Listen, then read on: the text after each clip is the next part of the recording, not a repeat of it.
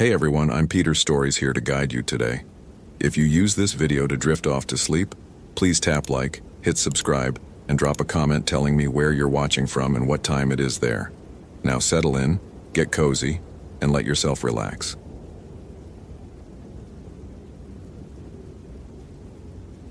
Christopher Blake had seen enough missing persons cases in his 20 years with North Cascades Search and Rescue to recognize the pattern. Young hiker, solo expedition, last contact 3 days ago, family frantic. Another statistic waiting to happen in the unforgiving wilderness of Washington's most brutal national park. What he hadn't expected was the way Station Chief Margaret Chen's voice had cracked on the radio that morning, or the fact that she'd requested him specifically. The October wind carried the smell of pine and something else as he parked his truck at the Cascade Pass trailhead. Something organic and wrong, like meat left too long in a warm freezer. Christopher dismissed it immediately. 20 years had taught him that panic made people imagine things. He'd heard dozens of hikers swear they'd seen Bigfoot, heard phantom voices, felt presences in the woods. Every single time the explanation had been mundane. Shadows, wind, fear playing tricks on amateur outdoorsmen who'd watched too many horror movies. Emma Rodriguez's file sat on his passenger seat. 23, PhD candidate in forest ecology from University of Washington, researching fungal networks in old-growth forests. Her last satellite phone check-in had come from coordinates near Thunder Creek, elevation 7,000 feet. She'd reported unusual temperature drops and equipment malfunctions, but had insisted on continuing her research. That had been 72 hours ago. Christopher loaded his pack with practiced efficiency. Garmin GPS, Motorola two-way radio, first aid kit, emergency bivouac, 3 days of rations. The sky threatened rain, typical for this region in October, but the forecast had been specific. Clear skies for the next 48 hours. He'd learned to trust meteorology more than instinct. The trail began easily enough, wide and well-maintained through second-growth forest. Christopher maintained his usual pace, covering ground quickly, eyes scanning for the obvious signs most amateur searchers missed. Broken branches at shoulder height, disturbed earth, fabric snagged on bark. Nothing presented itself in the first 2 miles. At mile marker 3, the trail narrowed. The forest here was older, the canopy thick enough to dim the midday sun to twilight. Christopher checked his GPS. On track, making good time. Emma's last known position was still 4 miles ahead, up through increasingly difficult terrain. That's when he noticed the trees. They weren't damaged exactly, but something had stripped bark from them in long, vertical tiers, exposing pale wood underneath. Too high for deer, too systematic for bear. Christopher knelt to examine the marks more closely. The tiers ran 10, 12 feet up the trunks, and the wood beneath showed deep gouges, as if something with immense strength had simply peeled the bark away like paper. His radio crackled. "Blake, this is Chen. What's your 20? Mile 3 on Cascade Pass found some unusual tree damage, might be nothing." A pause that lasted too long. "What kind of damage?" "Bark stripped, big sections. Could be disease, maybe some kind of environmental stress." Christopher, Chen's use of his first name made him pause. She never did that on the job. "When you find Emma's campsite, I need you to document everything before you touch anything. Everything. Do you understand?" "Margaret, what aren't you telling me?" Another pause. "The local ranger station got a call 2 days ago. Tribal police from the Sauk-Seattle Reservation. They said..." She stopped. "They said someone reported hearing the Whitticow." Christopher felt irritation tighten his jaw. "We're doing this, really? I'm out here searching for a missing person and you're bringing up folklore?" "I'm just telling you what was reported." "The Wendigo isn't real, Margaret. It's a story the Algonquian peoples told to discourage cannibalism during harsh winters. Cultural prohibition wrapped in myth. We've been through this. I know what you think. Just document everything." Christopher continued up the trail, his irritation becoming a low simmer. This was exactly the kind of superstitious thinking that led searches astray. People saw what they expected to see, heard what they'd been told to fear. The woods were full of rational explanations for strange sounds and unusual animal behavior. Interference from magnetic fields could cause equipment failures.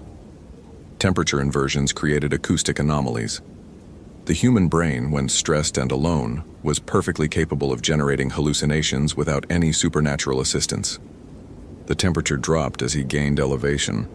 Not gradually, as it should with altitude, but suddenly, like walking into a freezer. Christopher's breath became visible in seconds. His GPS read 53 degrees, but the air felt 20 degrees colder. He checked the device, tapped it twice. The reading held steady even as frost began forming on his jacket collar. Malfunction. Had to be. Emma had reported equipment problems in her last transmission. The stripped trees became more frequent. Christopher documented them with his camera, though he couldn't explain the pattern. The damage formed rough circles, as if something had orbited the trunks in a spiral, tearing away bark methodically as it climbed. Some trees showed claw marks, but the spacing was wrong for any animal he knew. Too wide, too deep. At mile 6, he found the first cairn. It wasn't on any trail map. Stones stacked deliberately, maybe 4 feet high, in the middle of the path. Around its base, someone had scattered what looked like tobacco and cedar. Christopher photographed it from multiple angles before carefully dismantling it to continue. As he moved the top stone, something rolled free. A piece of paper, wrapped in plastic to protect it from weather. The message was written in pencil, the handwriting shaky. "Wheaty cow, do not camp near water, do not follow voices, it knows your hunger." Christopher crumpled the paper. Deliberate psychological warfare, probably left by some survivalist playing games with hikers. Or perhaps Emma herself, succumbing to isolation and the documented effects of solo wilderness exposure. Auditory hallucinations were common in extreme isolation. The brain, desperate for stimulation, created input where none existed. Thunder Creek came into view as the sun began its descent. Christopher checked his watch. 3:14 p.m. Emma's last coordinates placed her campsite somewhere along this stretch of water. The creek ran fast and loud here, swollen from recent rain in the high country, and the sound of it filled the forest with white noise that made other sounds impossible to distinguish. He found her camp at 3:47. The tent was still standing, but the camp showed signs of hasty abandonment. Emma's sleeping bag lay half out of the tent, as if she'd dragged it while trying to extract herself quickly. Her cooking gear sat scattered around a cold fire pit. The bear canister that should have held her food lay open and empty 20 feet away, though its locking mechanism showed no signs of forcing. Christopher called it in. "Chen, I've found the campsite. Subject not present. Signs of possible distress. Describe the scene." He walked the perimeter as he spoke. Tent intact, but camp disrupted. Food stores empty. Personal items scattered. No signs of struggle exactly, but the pattern suggests rapid departure. I'm seeing her field notes, research equipment, camera. She left without her essential gear. Any blood? Negative. No apparent violence. Christopher knelt by the cold fire pit. The ashes were at least 2 days old. But Margaret, the fire's been out for a while. If she left in a hurry, it wasn't last night. Keep looking. And Christopher? Stay on the radio. Check in every 30 minutes. The light was failing faster than it should. Christopher glanced at his watch again. 4:03 p.m. Sunset wasn't for another 2 hours, but the forest had grown dark, the canopy seeming to thicken overhead. He activated his headlamp and began a systematic search of the area. Emma's field notebook lay open beside the tent, its pages rippled with moisture. Christopher photographed each page, squinting at her handwriting. The early entries were methodical, professional observations about mycorrhizal networks and soil composition. But the later entries changed tone. October 19th. Temperature dropped 40 degrees in less than an hour. All 3 thermometers showing different readings. Compass spinning. Local magnetic anomaly. Need to investigate geological surveys. October 20th. Something large circled the camp last night. Didn't see it, but heard it moving through the brush. Breathing pattern unusual, very slow, Very deep, like a human, but wrong somehow. Probably elk, though they don't usually come this close to human habitation. October 20th, later, found tracks, six-toed, human-sized, but the gait is wrong. Stride length suggests something at least 7 feet tall. This doesn't match any known wildlife in the region. Taking plaster casts. October 21st, early morning. It spoke to me. Or something did. Heard my mother's voice calling from the trees. But my mother died 6 years ago. The voice was perfect, exactly how she sounded. Called my name 3 times. I know it's not real. I know auditory hallucinations are common in isolation, but it knew things, private things, things only she would know. October 21st, evening. The hunger is worse.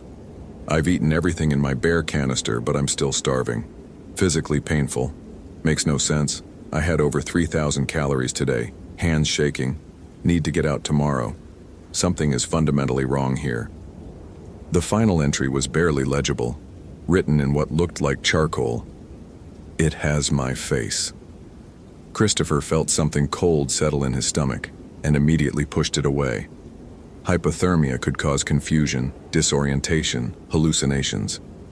Emma's symptoms aligned perfectly with moderate hypothermia combined with isolation-induced psychosis. The rapid temperature drop she'd documented would have been dangerous, especially if her equipment was malfunctioning and she couldn't trust her thermometer readings. He needed to establish a search pattern while light remained. Emma had left without her gear, which meant she was likely disoriented, hypothermic, and vulnerable. Every hour that passed decreased her survival odds. Christopher activated his radio. Chen, subject likely suffering from exposure and possible hypothermia-induced psychosis. Field notes indicate severe physiological distress. I'm going to do a preliminary sweep in widening circles from the campsite, then establish base camp here for the night. Negative, Blake. I want you back at the trailhead before dark. That's not protocol. Search window is critical in hypothermia cases. Christopher. That tone again, the one that meant she was about to say something he wouldn't like. We got another call from tribal police. They're asking us to pull out. They want to handle this themselves. On what grounds? This is federal parkland. They cited treaty rights and cultural sovereignty. They're claiming this falls under traditional law enforcement. Christopher's laugh was harsh. Let me guess. Because they think a mythological cannibal spirit is involved? I'm not arguing the merits. I'm telling you the political reality. If we push this and something goes wrong, it becomes an incident. I need you to do a quick perimeter sweep and then pack out. We'll coordinate with tribal authorities tomorrow. A woman is dying out here, Margaret. A woman who documented progressive psychological collapse in her field notes. If she's already deceased, one more night won't matter. If she's alive, we've got tribal Sayar who know this terrain better than anyone coordinating the search tomorrow. This isn't a discussion, Christopher. You have until sunset to complete your sweep, then you're pulling out. That's an order. Christopher didn't respond immediately. He scanned the darkening forest, weighing protocol against instinct. Finally, acknowledged. Beginning perimeter sweep now. He started in concentric circles from the campsite, headlamp beam cutting through the gloom. The forest had gone silent, he realized. No bird calls, no insect sounds, nothing but the roar of Thunder Creek and his own breathing. That was unusual but not unprecedented. Wildlife often went quiet before storms, responding to barometric pressure changes humans couldn't sense. 50 yards from camp, he found the first piece of clothing. Emma's fleece jacket, torn but not by any animal he recognized. The tears were clean, precise, as if the fabric had been simply pulled apart along its fibers. Christopher bagged it as evidence and continued. The smell hit him at 70 yards. That same wrong meat odor from the trailhead, but stronger now, thick enough to taste. Christopher breathed through his mouth and pushed forward. He'd smelled decomposition before, helped recover bodies from the backcountry. This was similar but different. Sweeter somehow. More complex. At 90 yards, he found the deer, or what was left of it. The carcass had been torn open and partially consumed, but the damage pattern was wrong. Predators, cougars, bears, Coyotes, fed in predictable ways. They opened the body cavity to access organs, broke bones to reach marrow. This deer had been systematically stripped, its meat removed in long sections almost surgical in precision. The bones that remained showed strange scoring, parallel grooves that ran lengthwise, as if something had dragged teeth along them while pulling away flesh. But the worst part was the deer's face. Its lips had been torn away to expose teeth frozen in what looked like a scream. And its eyes. Christopher had to look away and back twice to confirm what he was seeing. The eyes had been removed and placed on nearby rocks, positioned to face the direction of Emma's campsite. He photographed everything, but his hands shook slightly as he worked. This was deliberate arrangement, human agency, some kind of twisted trophy display or threatening message, which meant whoever had taken Emma wasn't a random opportunist. This was planned, ritual, specific. The temperature dropped again, so suddenly Christopher gasped. His breath came out in thick clouds now, and frost formed on his camera lens. He checked his GPS. 48 degrees. Impossible. His exposed skin burned with cold, his fingers already numbing. That's when he heard his daughter's voice. "Daddy? Daddy, I'm cold." Sarah, 8 years old, gap-toothed smile, dead in a car accident 3 years ago. The voice was perfect, exactly how she'd sounded, with that slight lisp on her S's that the speech therapist had been working on. Christopher froze, every rational part of his brain screaming that this was impossible, that he was experiencing exactly what Emma had documented. "Daddy, please, it's so cold here. Why won't you come find me?" The voice came from deeper in the forest, past the torn deer, into the darkness beyond his headlamp's reach. Christopher's throat had closed. He couldn't breathe, couldn't think. Part of him knew, absolutely knew, that this was a trick, an auditory hallucination, some combination of stress and isolation and maybe carbon monoxide from his stove or a gas pocket in the ground affecting his brain chemistry. But it was Sarah's voice. "If you loved me, you'd come. Don't you love me anymore?" Christopher's legs were moving before he'd made a conscious decision. He pushed past the deer carcass, into the deeper woods, following the voice. His headlamp beam bounced wildly as he moved, illuminating snapshots of forest. A tree with bark torn away, another cairn of stones, markings scratched into earth. "Closer, Daddy. Just a little closer." He stopped. No, this was wrong. This was exactly what Emma had described. Exactly what the note had warned against. Don't follow voices. Christopher physically forced himself to turn around to retreat back toward the campsite. The sound that came from the darkness behind him wasn't human. It started as a low moan, almost subsonic, a vibration he felt in his chest before he heard it with his ears. Then it rose, climbing in pitch until it became a shriek, but wrong, modulated strangely, as if human vocal cords were being used in ways they weren't designed for. The sound went on impossibly long, no pause for breath, and Christopher heard his daughter's voice woven into it, dozens of other voices layered beneath, all screaming together. He ran. Christopher Blake, who'd prided himself on rational thinking, who'd spent 20 years explaining away supernatural fears with science and logic, ran like a terrified animal through the darkening forest. His headlamp beam jerked wildly, catching glimpses of trees that seemed to lean toward him, of shadows that moved wrong, of something pale and massive keeping pace through the trees just beyond his vision. He burst into Emma's campsite and immediately began packing his gear. His hands fumbled with straps and buckles. The screaming had stopped, but the silence that replaced it was worse. He could feel something watching him, could sense its attention like physical pressure against his skin. The radio crackled. "Blake, this is Chen. Status report. You're past your check-in time." Christopher grabbed the radio, his voice hoarse. "I'm pulling out. Now. Something's wrong here, Margaret." Emma's field notes were... Static swallowed his words. When the signal cleared, Chen's voice sounded distant, distorted. "Say again? You're breaking up. What about Emma's notes?" They were accurate, all of it. The temperature drops, the voice is something out here that... The radio died completely. Christopher checked the battery indicator. Full charge, but the device had simply stopped functioning. Like Emma's equipment. Like his GPS, which he now noticed was displaying nonsense coordinates, placing him somewhere in the middle of Thunder Creek. He was being herded. The realization came with absolute clarity. Whatever was out here had driven Emma away from her camp, just as it was now driving him. But Emma had been alone, confused, hypothermic. Christopher had training, equipment, and most importantly, he now understood what he was dealing with. Not a person, not an animal, but not necessarily supernatural either. There were documented cases of infrasound causing fear responses, hallucinations, nausea. Certain geological formations could produce standing waves of low-frequency sound that affected human psychology. The temperature drops could be explained by localized weather phenomena, maybe cold air drainage from the mountains above. But even as Christopher constructed these explanations, he knew they were inadequate.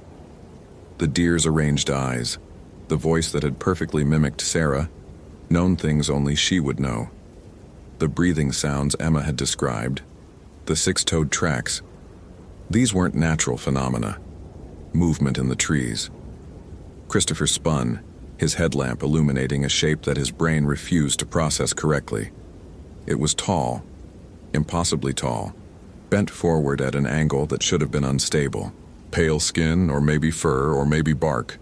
His eyes couldn't quite focus on it. The thing's face, if it had a face, seemed to shift between human and animal features, never settling on one form. Then it smiled at him with Sarah's mouth.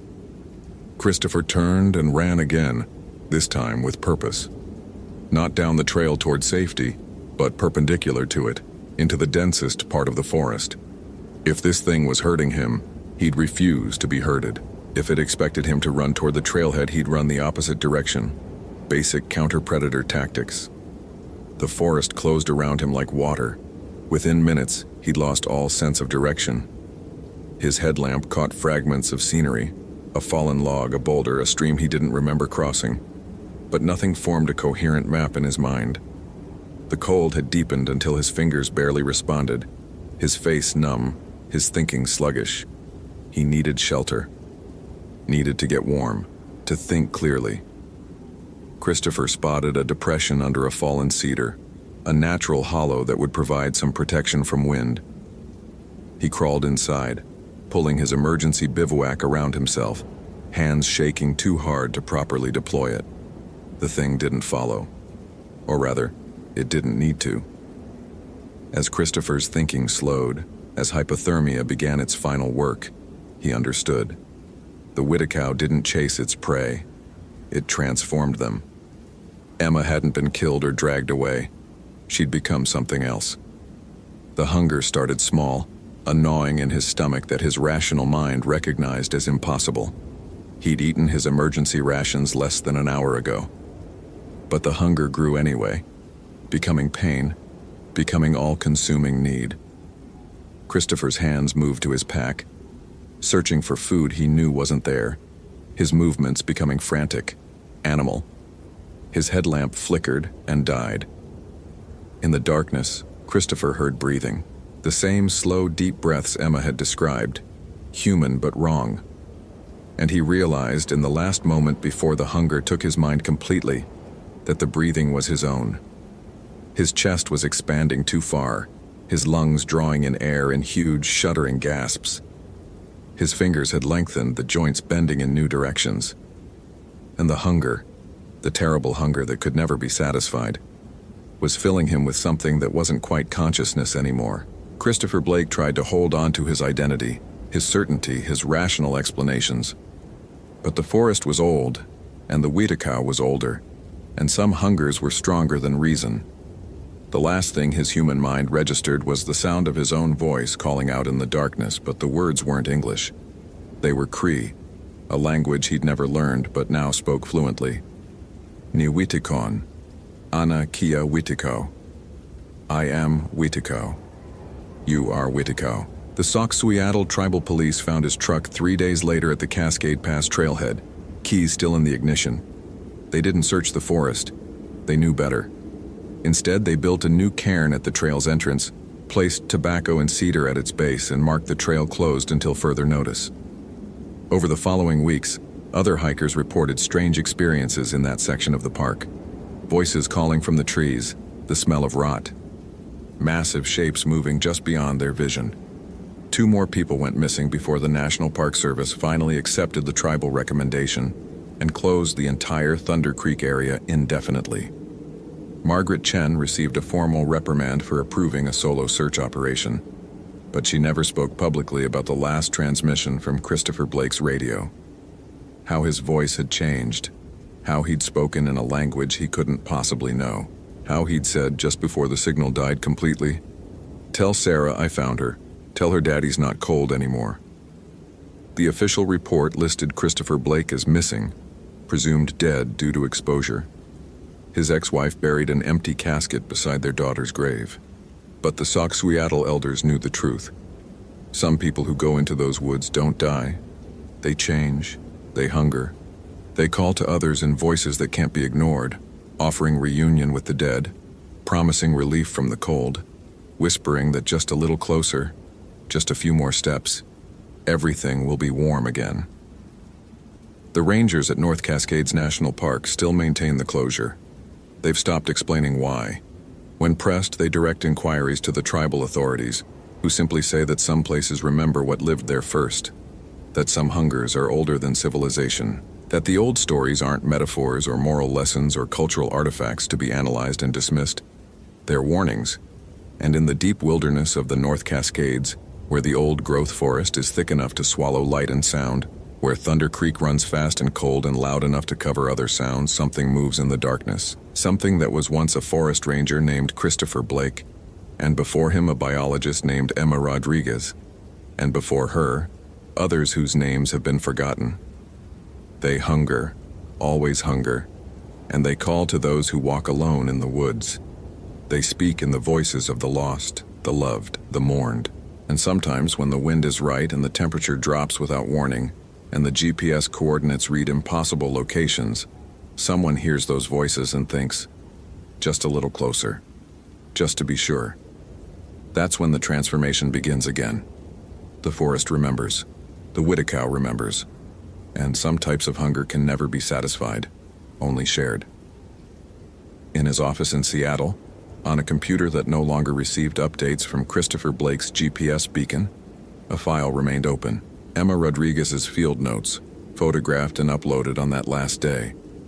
No one read the final pages carefully enough to notice the pattern in her handwriting, how the letters gradually changed from her neat, educated script into something older, more primitive, more urgent.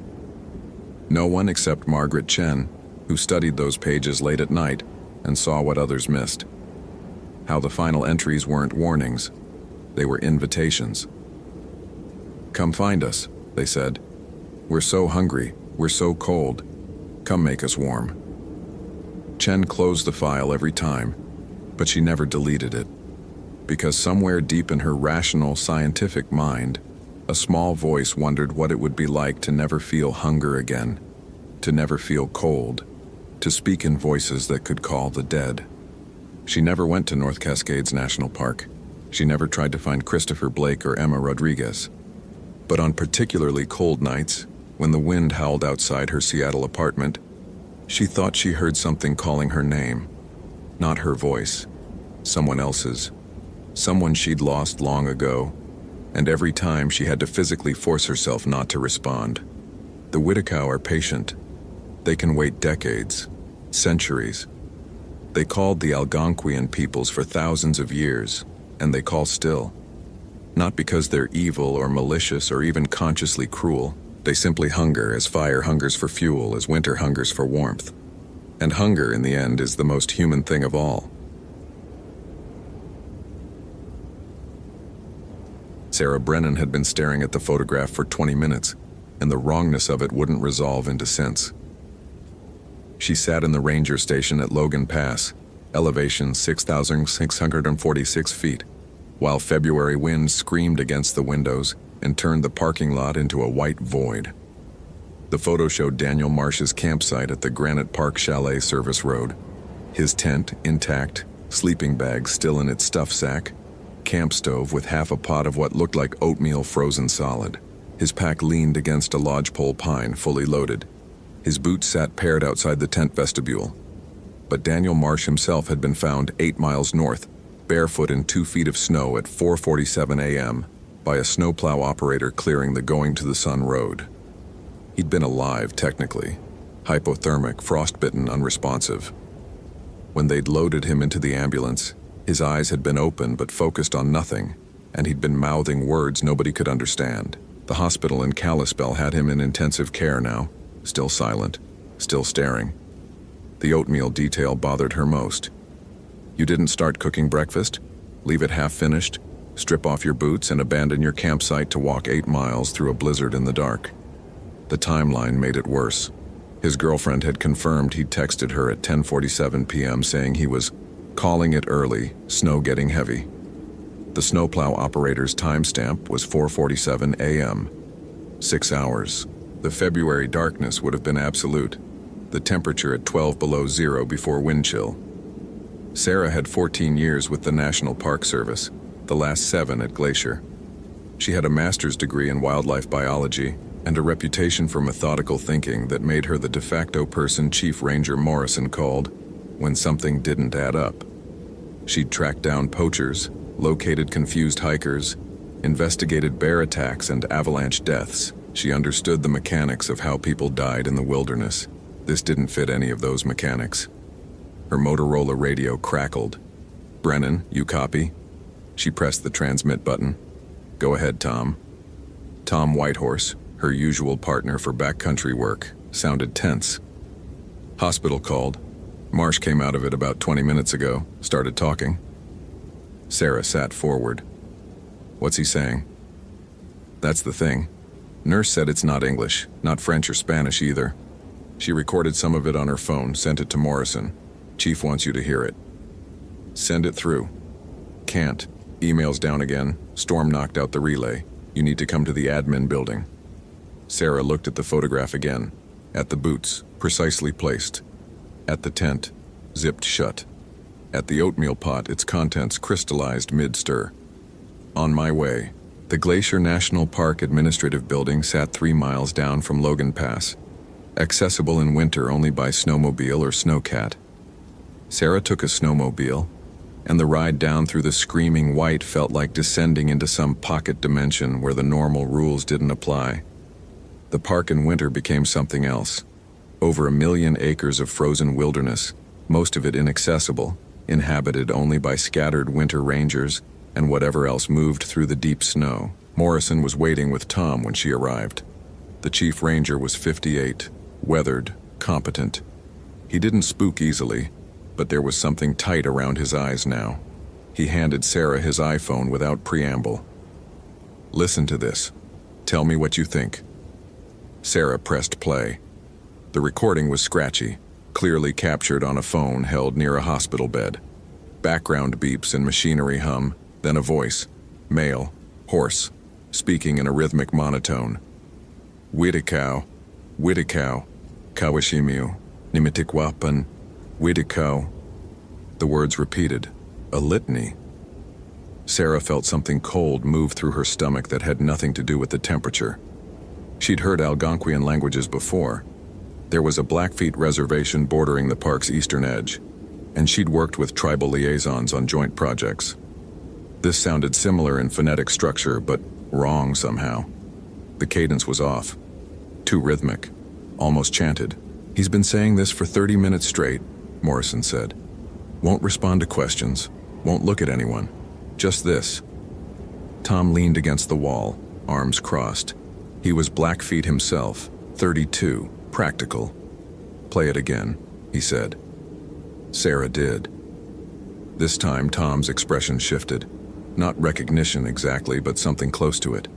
Something uncomfortable. "Tom?" Morrison prompted. "It's similar to Blackfoot. Not exactly, but close. Old dialect, maybe." He paused. First word he's saying, "Widikow." That's close to our word for something we don't talk about much. Which is? Sarah asked.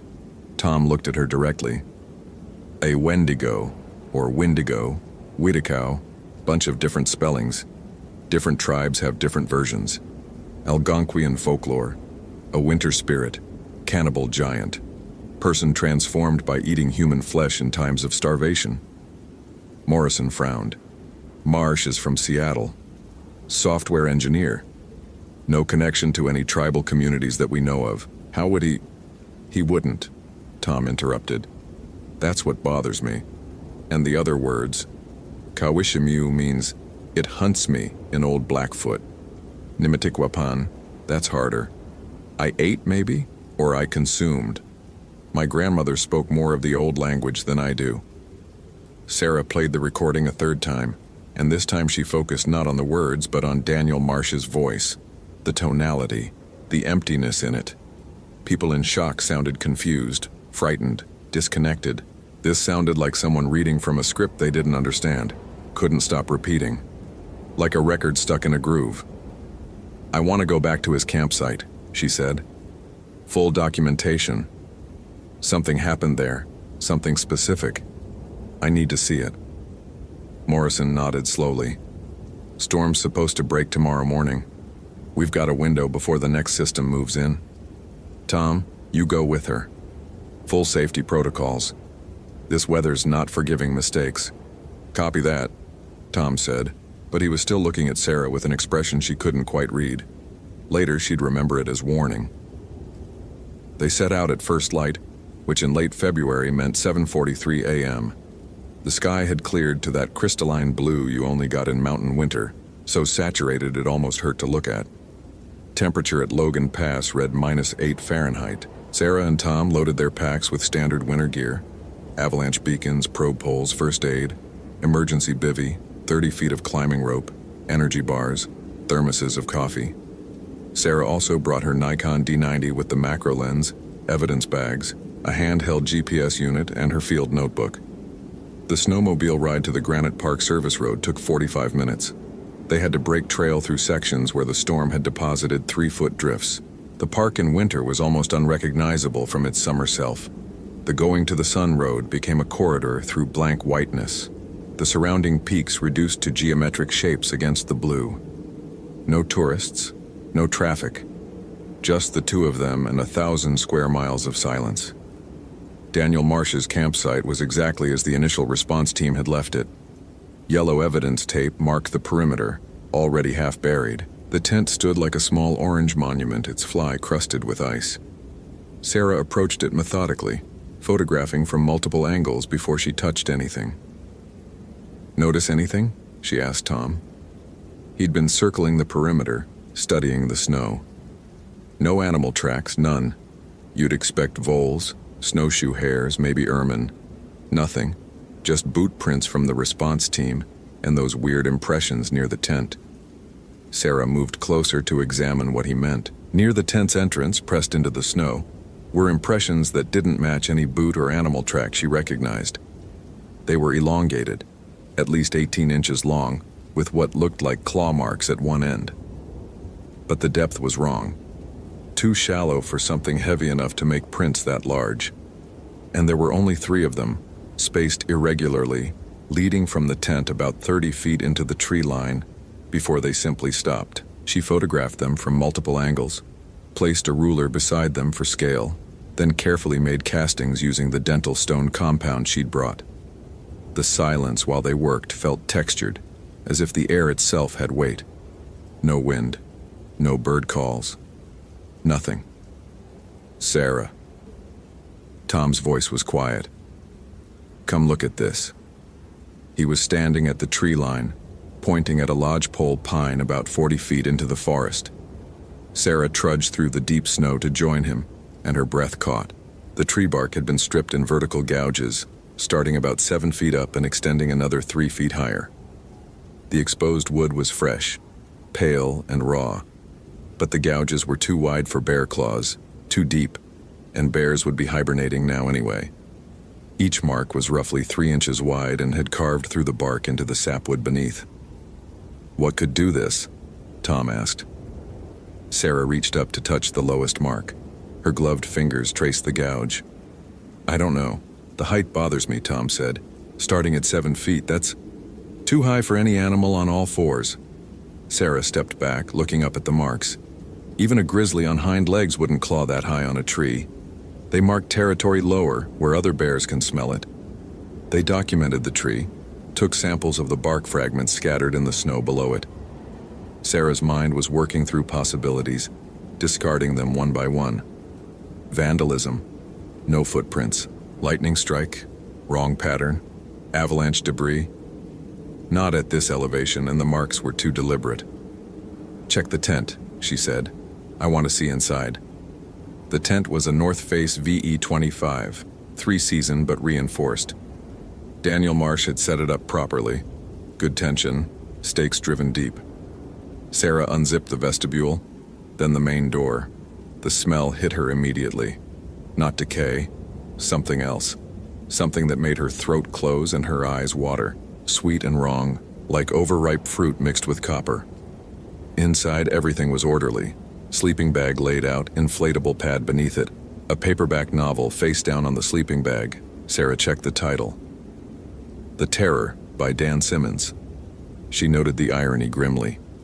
Personal items organized in the corner. Headlamp, spare batteries, toiletries kit, phone charger with a dead phone still attached. The camp stove sat just inside the door, the pot of frozen oatmeal still on it. Sarah examined it closely. The oatmeal had been stirred, spoon still in the pot, half submerged. You could see where the spiral pattern had frozen mid-motion. "He was making breakfast," Tom said from behind her. "Middle of the night. Or he started making it at night." Sarah pointed at the headlamp. "But his headlamp's here. No light source. So he was cooking in the dark?" Sarah didn't answer. She was looking at the sleeping bag now, really looking. The fabric showed disturbance. Not the normal rumpling of someone sleeping, but something else. Impressions in the downfill that suggested weight, but distributed strangely. She took photographs, multiple angles, then gently lifted one edge. The inflatable sleeping pad beneath had a puncture. Small, precise, almost surgical. Air had escaped, leaving the pad completely flat.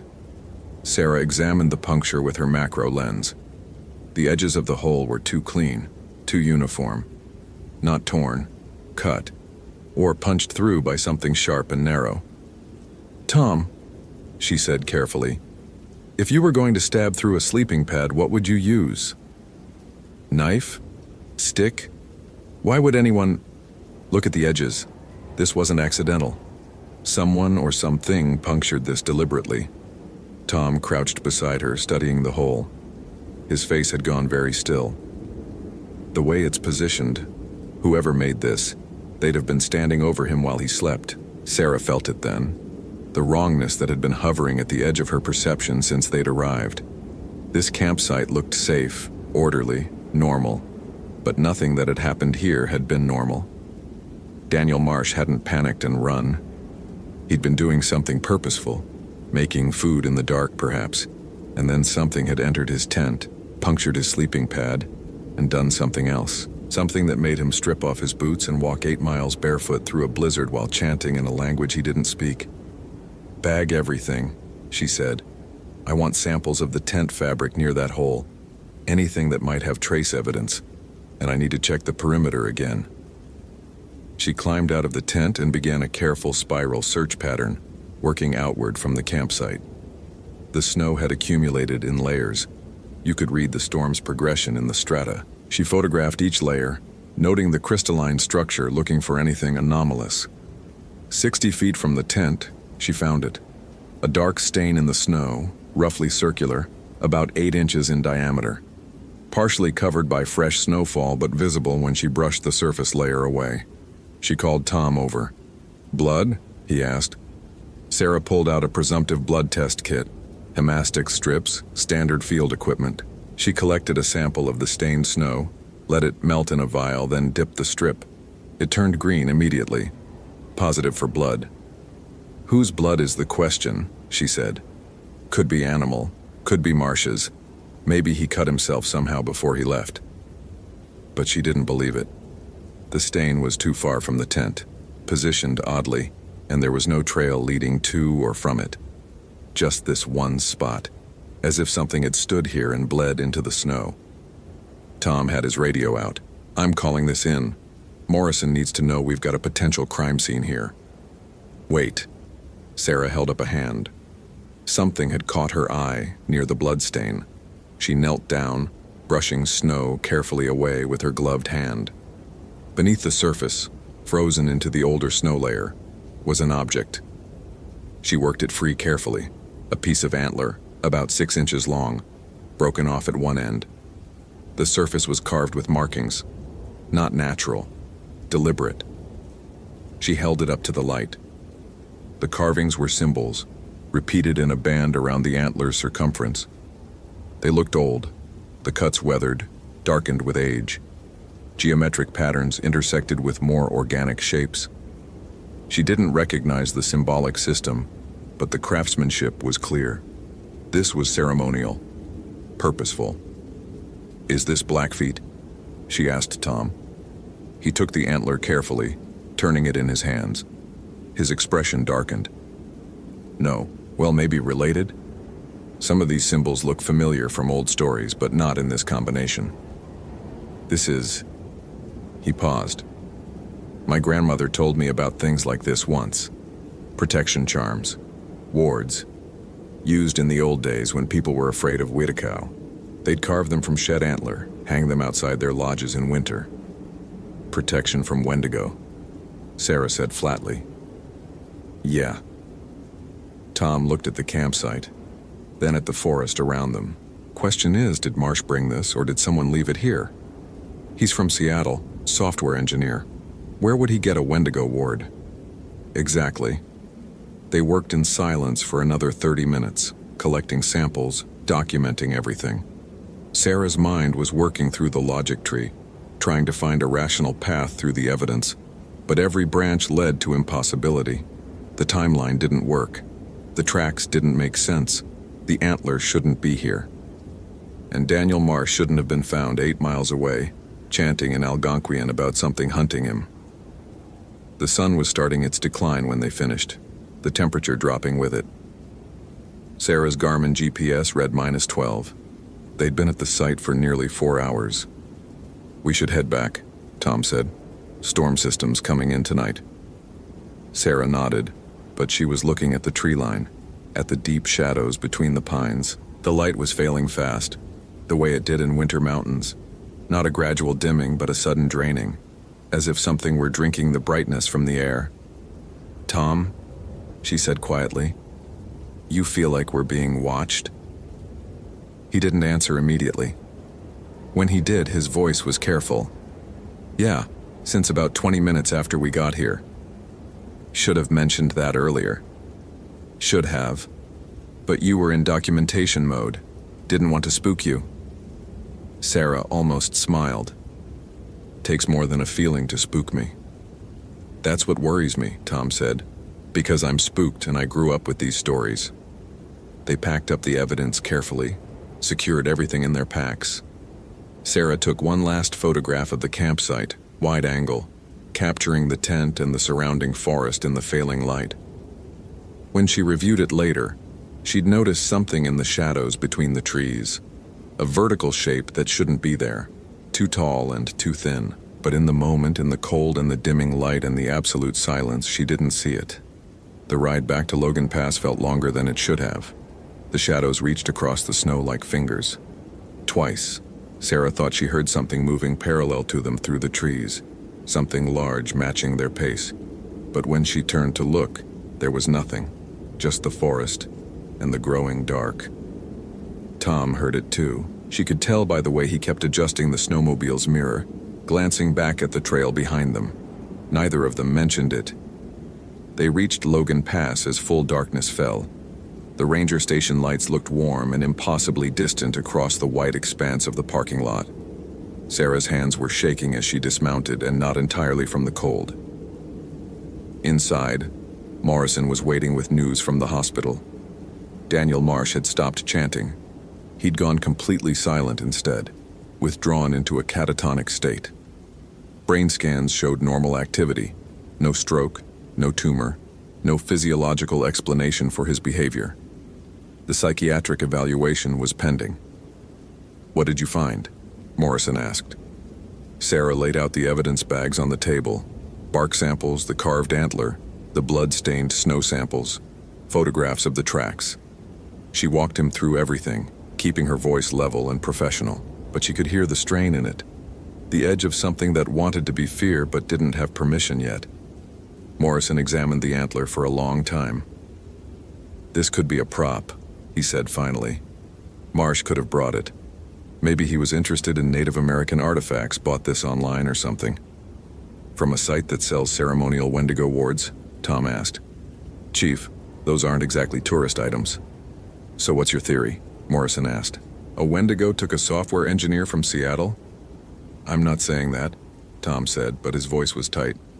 "I'm saying something happened out there that we don't understand yet." Morrison turned to Sarah. "You're the scientist here. What's the rational explanation?"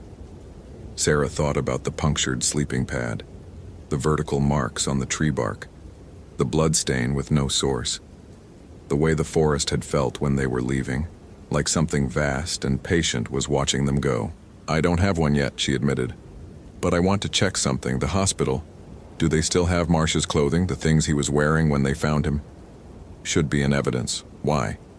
"Because he walked 8 miles barefoot through snow at 12 below zero. His feet were frostbitten, but he was still walking. That's not medically possible without serious nerve damage or some altered state. I want to see if there's anything else anomalous. Trace evidence, chemical exposure, anything." Morrison nodded slowly. "I'll call ahead. You can go tomorrow." "I'd like to go tonight." "Sarah, you've been out in the cold for 5 hours. You need rest." She wanted to argue, but her body was already agreeing with him. The adrenaline was wearing off, leaving exhaustion in its wake. "First thing tomorrow, then." "Agreed. Tom, write up your field report. Sarah, get some food in you, get warm. We'll reconvene at 0700. They dispersed. Sarah went to her quarters, a small efficiency apartment in the staff housing building. She made coffee, tried to eat a protein bar, couldn't. Her mind kept returning to the campsite, to the smell inside the tent, to the feeling of being watched. She pulled out her laptop and started researching. Wendigo brought up thousands of results. Wikipedia articles, folklore databases, horror fiction references, cryptozoology forums. She filtered for academic sources, anthropological studies. The academic literature was consistent. The Wendigo was a creature from Algonquian folklore, prevalent among Ojibwe, Cree, Innu, and related peoples across the northern forests. Descriptions varied, but common elements persisted. A gaunt giant, perpetually starving, associated with winter, cannibalism, and possession. People who resorted to eating human flesh in times of famine were said to transform into Wendigo, doomed to eternal hunger that could never be satisfied. Some anthropologists interpreted it as a cultural mechanism to prevent cannibalism. Others saw it as personification of harsh winter conditions and the psychological stress of isolation. A few suggested it might have roots in actual events, people driven mad by starvation, vitamin deficiencies causing aggression and paranoia. But then Sarah found something else. A paper from 1983, published in the Journal of Anthropological Research by a Dr. Margaret Coldwater. The title was Weetikau Psychosis, Re-examination of Culture-Bound Syndrome Classification. Dr. Coldwater had documented 23 cases between 1890 and 1920 of individuals in northern Alberta and Manitoba who'd exhibited what was termed Wendigo psychosis, a condition where people became convinced they were transforming into Wendigo. Symptoms included revulsion to normal food, craving for human flesh, attempts to self-harm, speaking in tongues, and in extreme cases, actual cannibalistic behavior. What caught Sarah's attention was the linguistic component. Coldwater had recorded the vocalizations of several subjects. She'd included phonetic transcriptions. Sarah compared them to the recording from Daniel Marsh. They matched. Not perfectly, but close enough. The same rhythmic cadence, the same core vocabulary. Words like Widikow, Kawishimu, phrases that translated roughly to "it is inside me" and "the hunger." But Daniel Marsh was from Seattle. He had no connection to Algonquian communities. He wouldn't know these phrases, yet he'd spoken them, perfectly pronounced, while in what appeared to be a fugue state. Sarah rubbed her eyes. It was past midnight. She should sleep. But something in Dr. Coldwater's paper had caught her attention. A footnote referencing another researcher, a doctor, Johann Krebs, who'd worked in the 1970s documenting what he called environmental transmission vectors for Wendigo psychosis. She searched for Krebs's work, found one paper published in an obscure journal in 1976, Geographical Clustering of Widikow Phenomena Towards an Ecological Model. The abstract suggested that Wendigo psychosis incidents showed spatial clustering around specific locations, particular valleys, certain hunting grounds, specific stands of forest. Krebs proposed that environmental factors might trigger the psychosis, perhaps fungal spores, or chemical compounds in certain plants, or even localized magnetic anomalies affecting brain function. The paper had been thoroughly criticized, and Krebs's career had apparently ended soon after. But the geographic data was interesting. Sarah pulled up a map, started plotting the historical incidents Krebs had documented. 3 of them were within 50 miles of Glacier National Park. She sat back staring at the map. This proved nothing. Correlation wasn't causation. Environmental triggers didn't explain the carved antler, the tracks, the marks on the tree. But it suggested something, a pattern maybe, a clustering of phenomena around certain places. Her phone rang, making her jump. Tom's number. "Yeah? You still up?" He sounded tense. "Working on research, what's wrong?" "I'm at the Apgar Ranger Station. Just got a call from a snowmobile club that runs the park boundary. They found something on the Camas Creek Trail, thought it was a dead elk at first, but..." He paused. "Sarah, I think you need to see this. Can it wait until morning?" "No," Tom said flatly. "It can't." The drive to Apgar took 30 minutes. Sarah brought her field kit, camera, and a bad feeling that was growing worse. Tom met her in the parking lot with a ranger named Kelly Chen, who looked shaken. "The snowmobile club leader is still out there," Kelly said. "Refused to leave until we arrived. Said something about, I don't know, sacred duty. He's Kootenai, takes the old ways seriously." They took snowmobiles, following Kelly's lead. The Camas Creek Trail ran along the park's western boundary, through dense forest at lower elevation. Even at night, with headlights cutting through the dark, Sarah could tell this was different terrain. Older trees, thicker underbrush buried under snow, a different quality to the silence. They found the snowmobile club leader, a man in his 60s named Martin, standing about 30 feet off the trail. He had a spotlight pointed at something on the ground. As they approached, Sarah saw why Kelly had looked shaken. It was an elk, or had been. A bull, probably 600 pounds when alive. Now it was scattered across the snow in a roughly circular pattern, as if something had torn it apart from the center outward. The skull sat in the middle of the circle, picked completely clean, antlers intact. Ribs radiated outward like spokes. Legs had been separated at the joints and placed at cardinal points: north, south, east, west. But the arrangement was too precise, too deliberate. This wasn't predation. This was something else.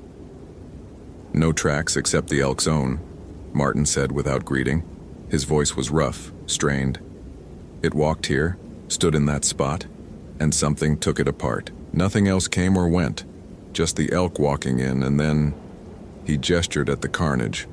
Sarah approached slowly, photographing as she went. The snow around the elk was stained red, but there was less blood than there should be for this level of dismemberment. The bones showed no tooth marks, no scoring that would indicate scavenger activity. The joints had been separated cleanly, almost surgically. Tom was examining the skull. "Sarah, look at this." She joined him. The inside of the skull cavity was empty, brain matter removed completely. But carved into the interior surface of the skull, in the bone itself, were symbols. the same geometric pattern she'd seen on the antler from Daniel Marsh's campsite. "Tell me these were here before," Tom said quietly. Sarah couldn't answer. The carvings were too precise, too fresh. The bone showed no weathering, no age. These had been made recently, after the elk died. While it was being arranged, Martin spoke from behind them, his voice carrying the weight of old knowledge. "My grandfather told me about things like this. Offerings, messages. When the Wittikow walks, it leaves signs, warnings to turn back. Or sometimes," he paused, "sometimes it's attracting others of its kind, calling them to hunt." "Martin," Sarah said carefully, "has there been any unusual wildlife behavior in this area recently?" "Nothing's been normal this winter," Martin said. "Elk coming down to lower elevations weeks early. Wolf packs breaking up, going solitary. Found 3 dead ravens last month, all in a row on a log. No marks on them, just dead." He looked at her directly. "Whatever took this elk, it's the same thing that took that hiker, and it's still out here." They worked for another 2 hours, documenting everything. Sarah took samples of the bone carvings, the blood patterns, the surrounding snow. Tom photographed the arrangement from multiple angles. Kelly kept watch on the perimeter, radio in hand, scanning the tree line. Sarah found herself doing the same, looking into the darkness beyond the spotlights, searching for movement. The forest felt active in a way that had nothing to do with wind or animals. It felt watched, evaluated. When they finally packed up to leave, Martin pulled Sarah aside. "You're not going to find a rational explanation," he said.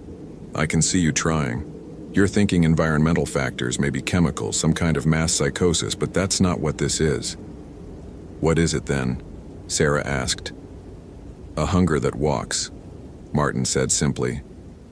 The old people had different names for it, but they all meant the same thing. Something that lives in the deep winter, in the spaces between human understanding. Something that takes. First it takes your warmth, then your will, then your shape, then everything you were. He looked at the dismembered elk. "That used to be a warning. Now I think it's just the beginning."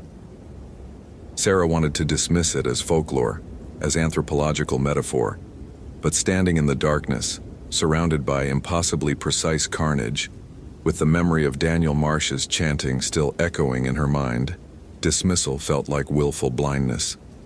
They rode back in silence. Sarah's mind was working through the evidence, trying to build a coherent picture. 2 incidents now, Daniel Marsh's campsite and the elk, both showing similar anomalies. Precise damage, symbolic markings, no explicable predator or human perpetrator, and both connected by the same folkloric thread, Wendigo. Back at headquarters, Morrison was still awake, looking at the photographs Tom had just uploaded. His face was gray. "I'm calling in the FBI," he said. "This is beyond Park Service jurisdiction. Mutilation of wildlife with ritualistic elements that triggers federal involvement." "Chief," Sarah said, "there's something else we need to consider. I've been researching historical incidents. There's a geographical pattern. Wendigo psychosis cases, unexplained deaths, livestock mutilations. They cluster around certain locations. 3 historical clusters within 50 miles of here." "What are you suggesting?" "I'm not sure yet, but I think we need to look at this systematically. Map all the anomalous incidents in this region for the past century. Look for patterns. And," she hesitated, "I think we need to consult with tribal elders, people who know the traditional stories, not as folklore, but as historical record." Morrison looked at her for a long moment. "You're the scientist here, Sarah. You really think there's something to these stories?" Sarah thought about the punctured sleeping pad, the bloodstain with no source, the elk arranged like a ritual sacrifice, Daniel Marsh chanting in a language he'd never learned.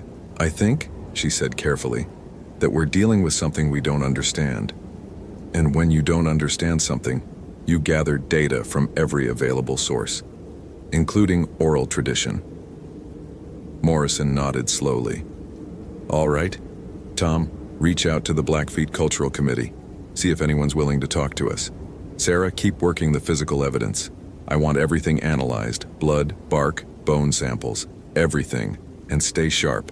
If this is some kind of cult activity, they might target researchers next. Cult activity. Sarah almost laughed at how much simpler that would be. Human perpetrators, understandable motivations, forensic evidence that made sense. But she'd seen the marks on that tree 7 feet high.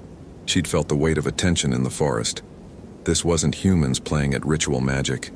This was something else entirely.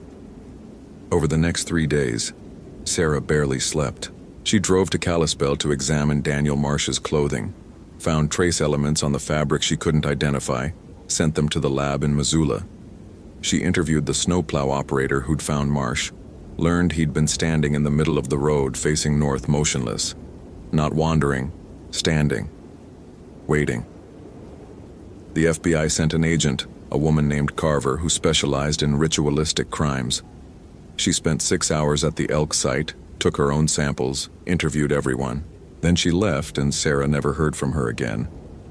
Morrison made inquiries, got vague responses about ongoing investigation and need-to-know basis.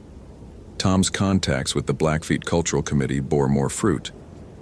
An elder named Joseph Three Bears agreed to meet with them, off reservation at a diner in Browning. He was 84, weathered as old wood, with eyes that took in everything and gave back nothing.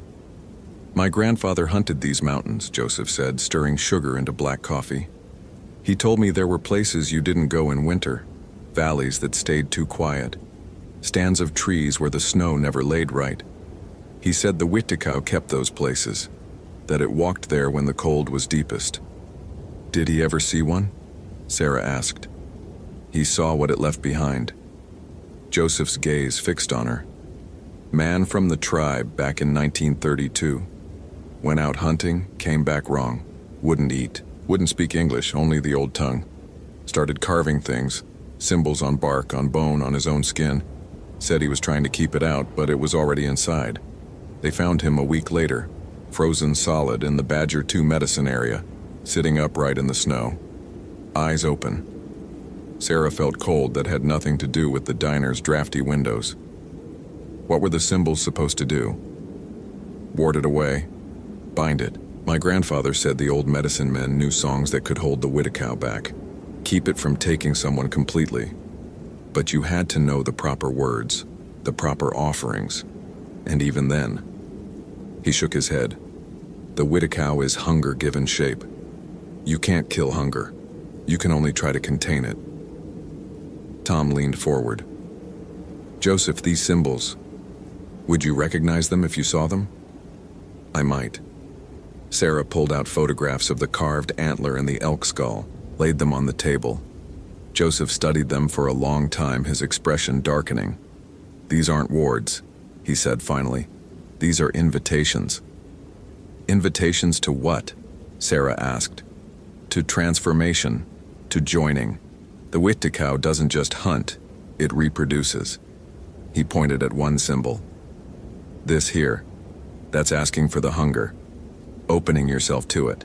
And this one," he touched another symbol, "that's marking territory, claiming a place." He looked up at them. Whoever made these wasn't trying to protect themselves.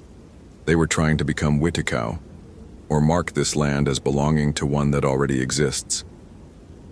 The diner felt suddenly too warm, too crowded. Sarah's mind was racing through implications. If Joseph was right, if these symbols were intentional invitations rather than protective wards, then the paradigm shifted. This wasn't a victim being haunted. This was someone trying to summon something, or transform into it. Could Daniel Marsh have done this himself, she asked, before his episode? How much did he know about Algonquian traditions? Joseph asked. Nothing that we can determine. He's a software engineer from Seattle. No tribal connections. Joseph shook his head. Then no. These symbols, the knowledge required to make them correctly, that's not something you learn from books. That's passed down through proper channels. And even then, most of us don't learn the darker aspects. What you're showing me, this is old knowledge, forbidden knowledge. Tom asked the question Sarah was afraid to voice. So if Marsh didn't make these, who did? Maybe nobody human, Joseph said quietly. The Wittikow can use tools, can carve and mark. In the stories, it sometimes mimics human behavior, setting up camps, making fires, leaving trails, luring people in. The smart ones learn to avoid it. The unlucky ones, he gestured at Sarah's photographs. They end up like this, or worse. They talked for another hour.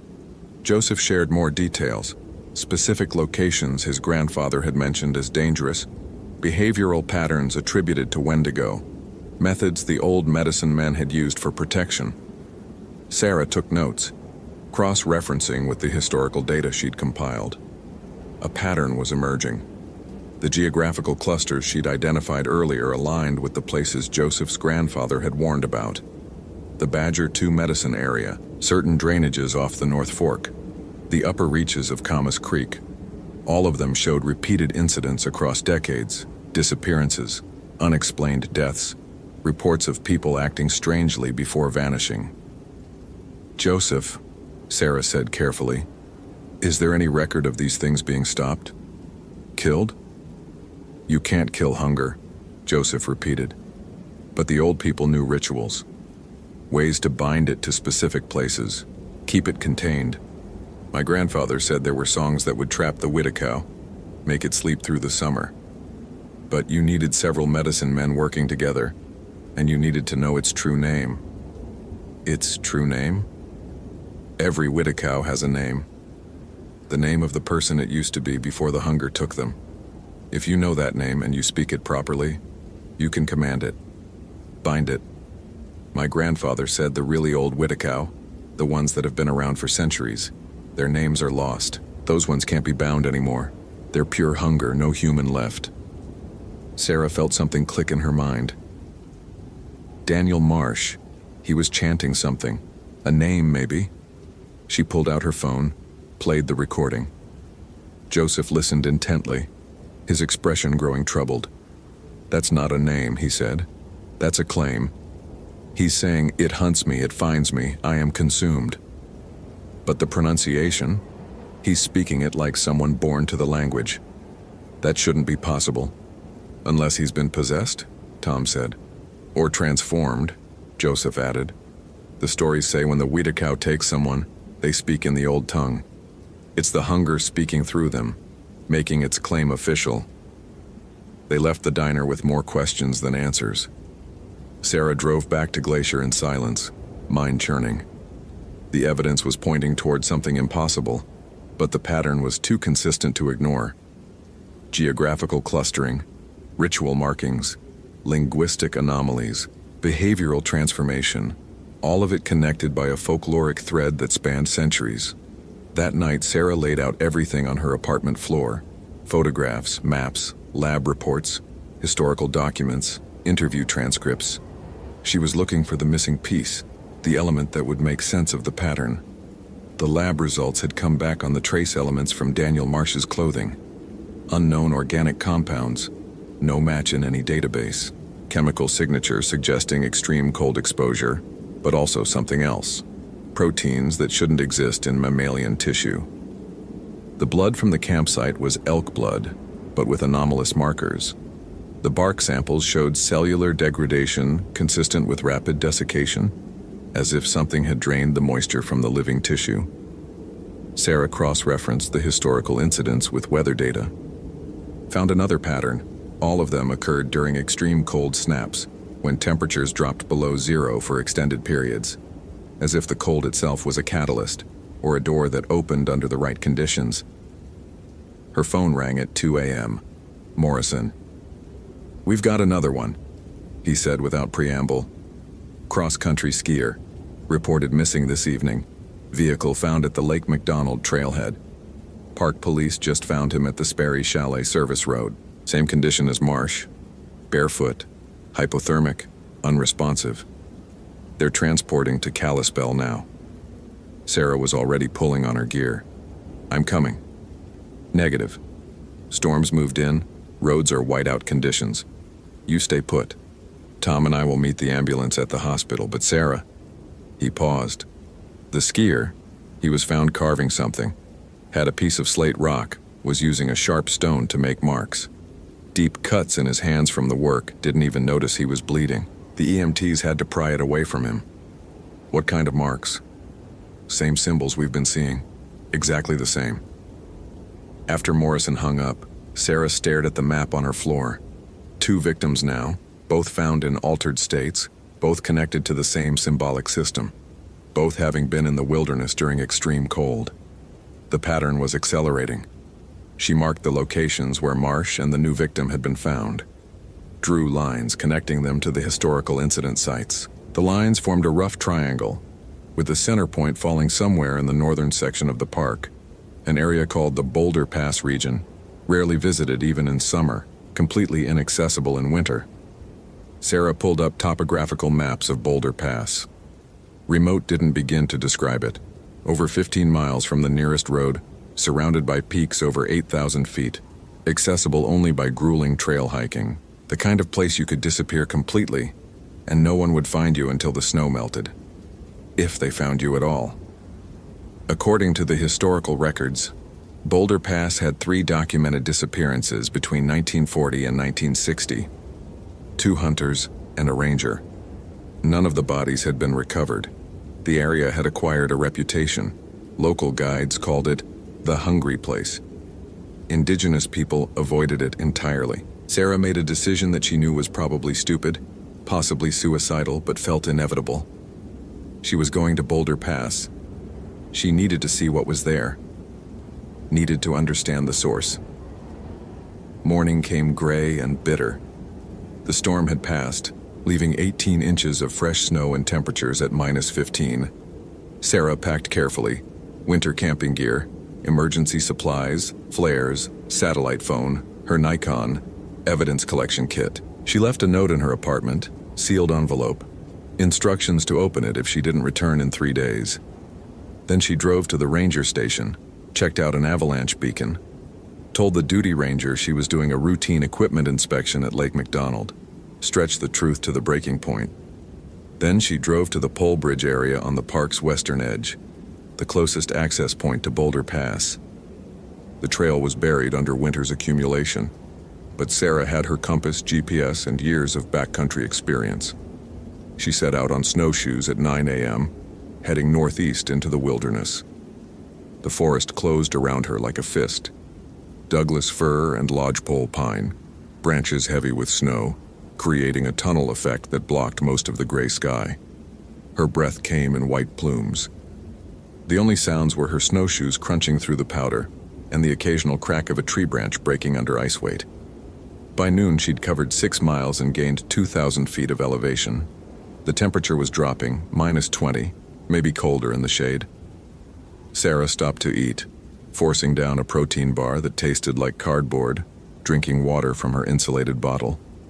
The silence was absolute. No birds, no wind, nothing. She checked her GPS. Still 4 miles from Boulder Pass proper, another 2,000 feet of elevation to gain. The sun, already weak through the cloud cover, was beginning its decline. She'd need to set up camp before full dark. But something was wrong. Sarah couldn't articulate it, but her instincts, honed by years in the wilderness, were screaming at her. The forest felt wrong. Not hostile exactly, just wrong. Like she was walking through a place that resented her presence, or was waiting for something. She pressed on, climbing through deepening snow. The trail markers were long buried, but the geography matched her maps. As elevation increased, the trees changed. Subalpine fir now, stunted and twisted by wind, separated by open snowfields that left her exposed. That's when she found the first marker. It was subtle, easy to miss if you weren't looking. A small cairn of stones, maybe 3 feet high, sitting at the edge of the tree line. Not unusual in itself. Hikers often built cairns to mark routes, but this one was wrong. The stones were arranged too precisely, and carved into the topmost stone was a symbol. One of the symbols from the antler, from the elk skull. Sarah photographed it, took GPS coordinates, then moved on. Her unease was growing. 200 yards later, she found another cairn. Different configuration, same symbols. Then another. They were spaced at regular intervals, forming a line that led up valley toward Boulder Pass. Someone had marked a trail, or created a boundary. Sarah stopped, breathing hard from the exertion and the altitude. The smart thing would be to turn back. Radio for backup. Come back with a team. But she knew Morrison would never authorize it. There was no justification for a full search and rescue operation based on hunches and folklore. And besides, something was pulling her forward. Not physical force, more like inevitability. The sense that she'd started something that needed finishing. She kept climbing.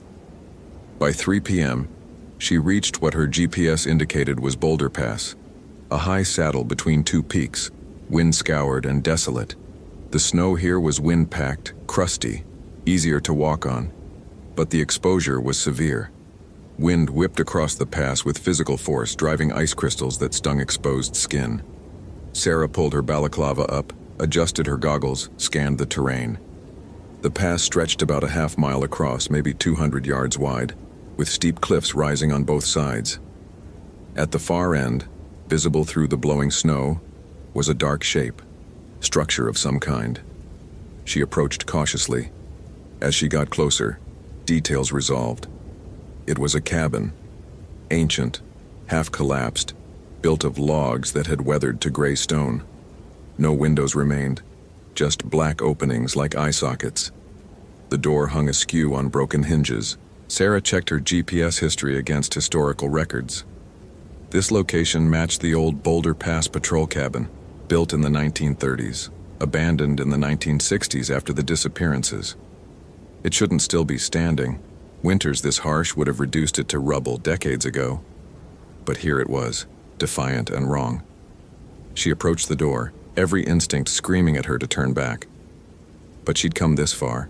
She needed to see. Inside was darkness. Sarah clicked on her headlamp and the beam cut through shadows thick as syrup. The cabin was a single room, maybe 15 feet square. Dirt floor, collapsed bunk against one wall, table made of split logs, still upright somehow, and bones. They covered the floor in arrangements that made Sarah's skin crawl. Animal bones mostly, elk, deer, smaller mammals, but positioned deliberately. Circles within circles, radiating patterns. At the center of it all was a human skull, picked clean, eye sockets facing the door. Sarah's breath was coming too fast now, the sound loud in the silence. She forced herself to move carefully, photographing everything, documenting the arrangement. The bones were old, decades old based on the weathering. But there were fresh marks too, recent carvings on several of the larger bones. The same symbols over and over. Against the back wall was something else. Scratches in the wood, deep, deliberate. Sarah moved closer, angling her light. The scratches formed letters, English, a message carved and recarved, as if the writer had repeated it obsessively. It walks, it hungers, it changes us. It makes us home, it walks, it hungers, it changes us, it makes us home, it walks, it hungers. The words repeated hundreds of times, covering the entire wall. The carving was old at the top, fresher toward the bottom, as if someone had been trapped here, carving the same message over and over, year after year. Sarah backed toward the door, her hands trembling. This had been a mistake, a terrible mistake. She needed to leave. Needed to... The headlamp flickered. Sarah froze. She checked the batteries that morning. Fresh ones. They shouldn't... The light died completely. Darkness swallowed her, absolute and suffocating. Sarah fumbled for her backup flashlight, fingers numb with cold and fear. Found it, clicked it on. Nothing. Dead. Impossible.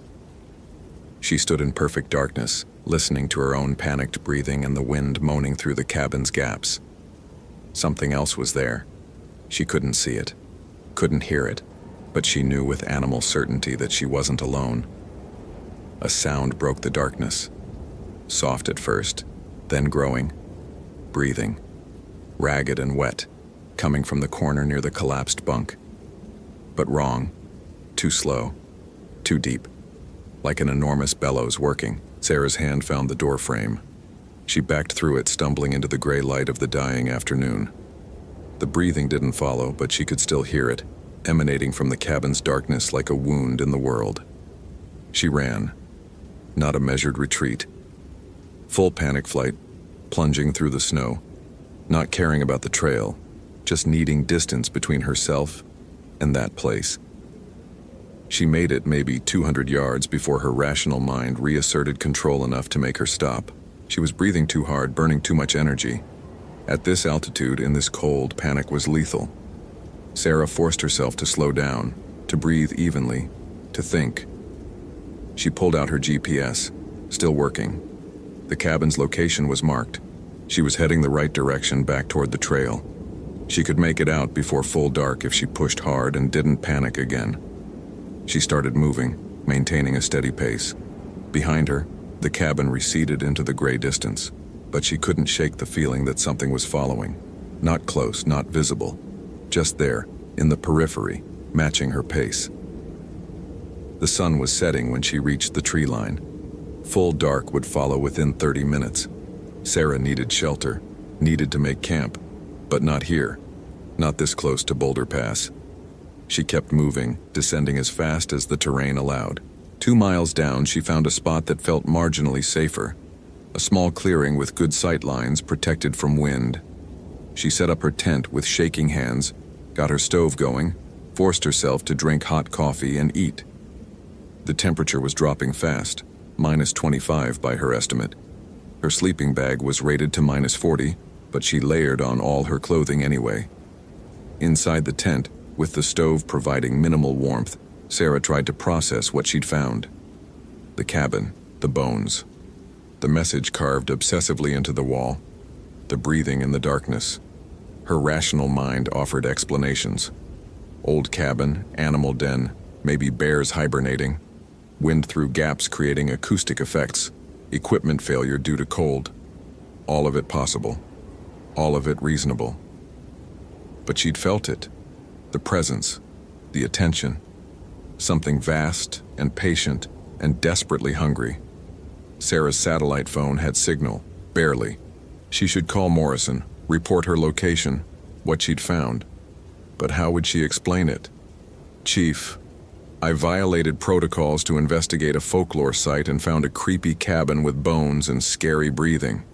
She'd be written up, maybe dismissed, and they still wouldn't understand what was happening. Instead, she pulled out her notebook and started writing. Everything she'd observed, every detail. If something happened to her, at least there'd be a record. The wind picked up around midnight, shaking the tent. Sarah lay in her sleeping bag, too wired to sleep, listening to the storm build. The fabric snapped and rippled. Tree branches cracked. And underneath it all, she heard something else. Movement. Circling the tent.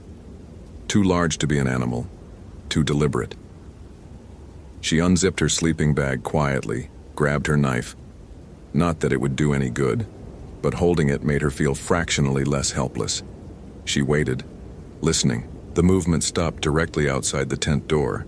Sarah could see the shadow through the fabric, something tall, impossibly tall, blocking the ambient light.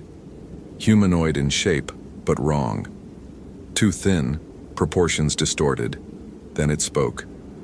Not in English, not in any language Sarah recognized, but the phonemes were familiar. The same sounds Daniel Marsh had been chanting. Widikow, Kawishimiu. The hunger finds you. Sarah's hand tightened on the knife. The shadow outside didn't move, just stood there, and Sarah had the horrifying realization that it was waiting. Not attacking, waiting for her to come out, or for something else. Minutes passed. 5. 10. The shadow remained. Sarah's mind was fragmenting between terror and the bizarre impulse to unzip the tent, to see what it was, to finally understand. Then the shadow moved. Not away.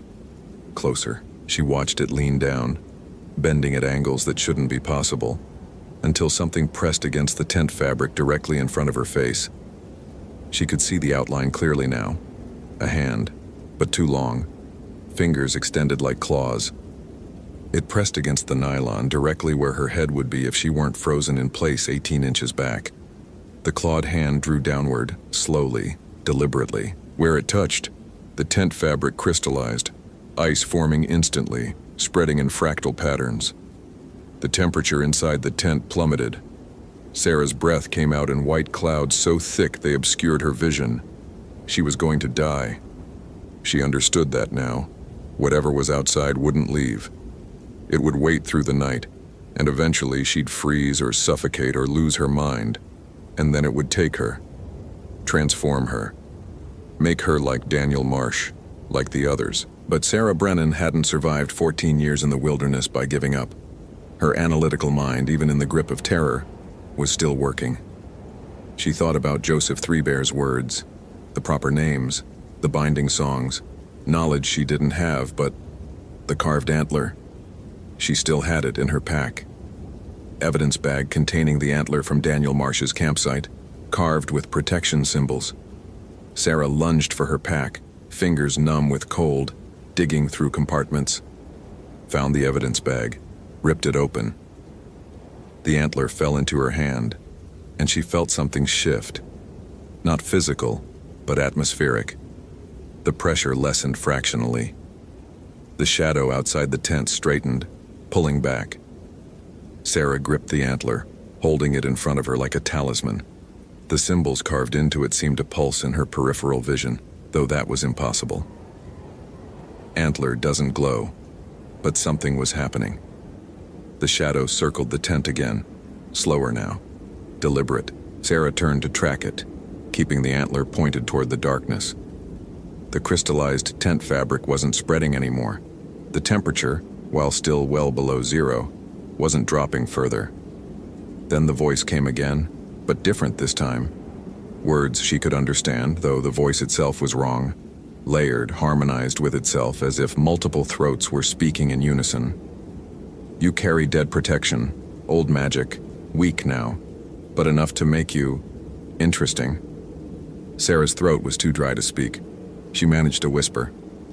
What are you? Hunger given shape, winter made manifest, the transformation that waits in the deep cold. A pause. You know what I am. You came here to understand. Now you begin to. The others. Daniel Marsh, the skier. You took them. Took? The voice almost sounded amused. No. They invited. They carved the symbols. Opened themselves. You found the marks, yes? Invitations. Requests. Humanity is so desperate to become something else. Something more. I only provide. But they didn't know what they were doing. Marsh had no connection to... The knowledge lives in the land, in the cold places, the hungry places. Humans come here seeking transformation, even if they don't know it consciously. The altitude, the isolation, the cold, it breaks down walls, makes them receptive, and when they're ready, I teach them the old ways. Give them the symbols. Let them choose. Sarah's mind was reeling. Choose what? Transformation, transcendence, to become hunger instead of being consumed by it, to walk the winter as I do, eternal and vast. No more fear, no more weakness, just the pure clarity of endless appetite. That's not transcendence, that's annihilation. The shadow moved closer again. You understand nothing. You with your science and your explanations. You reduce mystery to mechanism, but some things cannot be reduced. I am the cold that walks, the famine spirit, the endless maw. I have been here since the first winter. I will be here when the last human freezes, and I offer a gift, to join me, to become hunger instead of victim. The tent wall flexed inward, bulging impossibly. Sarah gripped the antler tighter. I refuse. You will not. Eventually they all choose.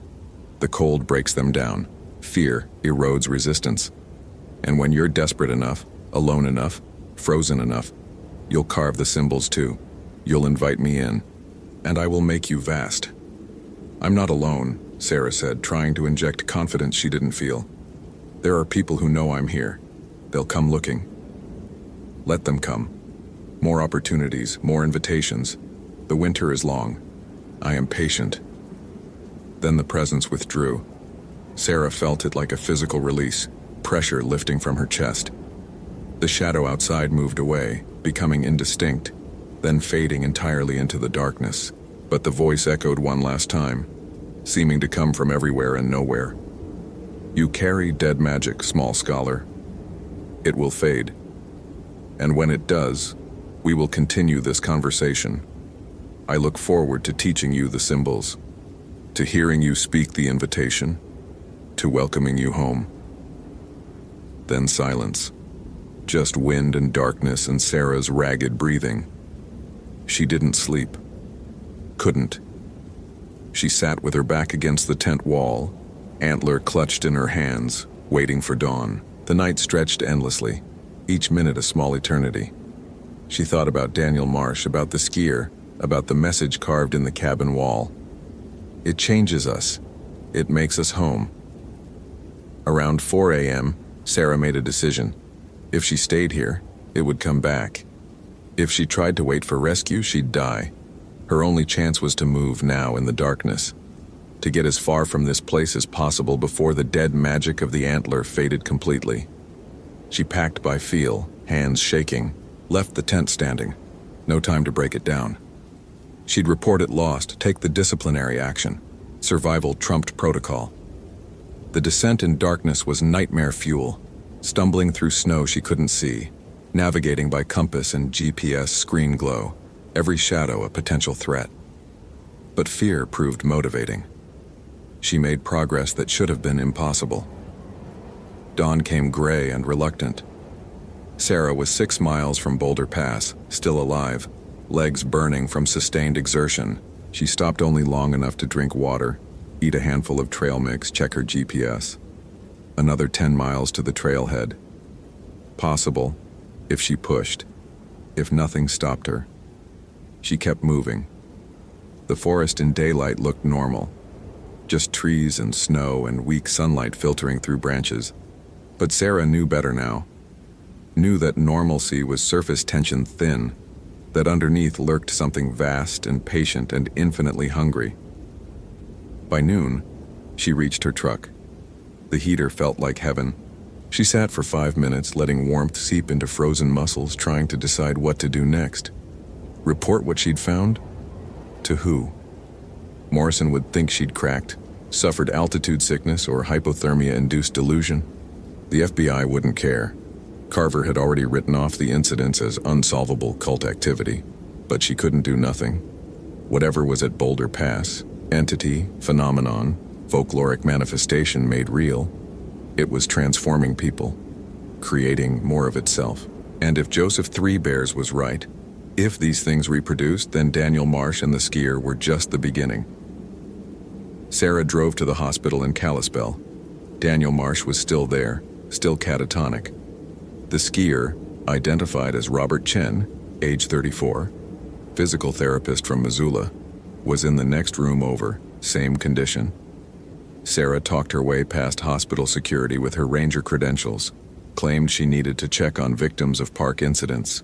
Daniel Marsh sat upright in bed, eyes open but vacant. IV in his arm, monitoring equipment beeping. Sarah stood in the doorway studying him. He looked thinner than in the photos from before his incident. Not physically thinner. His body mass appeared unchanged.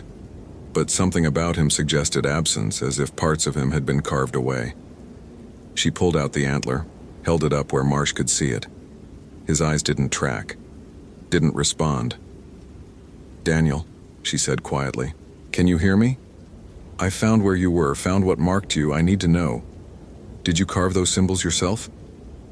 Or did something teach you?" No response. Just that empty stare. Sarah tried another approach. "Witikow," she said, pronouncing it the way she'd heard it from the shadow. "Kawishimiu." Marsh's eyes moved. Not much, just a fractional shift, but definitely movement. Tracking toward her, or toward the antler. "What did it promise you?" Sarah asked. "What did you think you were inviting?" Marsh's mouth opened, closed, opened again. A whisper emerged, barely audible. Silence. Sarah moved closer. Silence. Inside, the noise, constant, Thoughts, worries, fears, never quiet, never still. His voice was rusty, broken. In the cold, in the deep snow, I heard it, offering. Perfect silence. No more anxiety, no more racing mind. Just vast calm. But that's not what you got.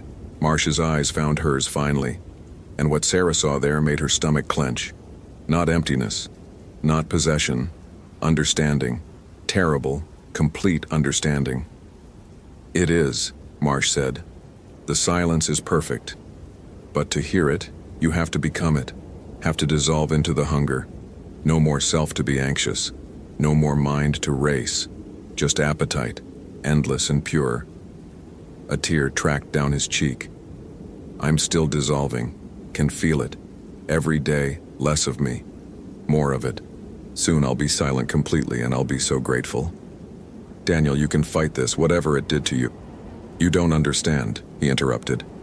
I'm not fighting. I'm welcoming. The transformation is mercy. You'll see.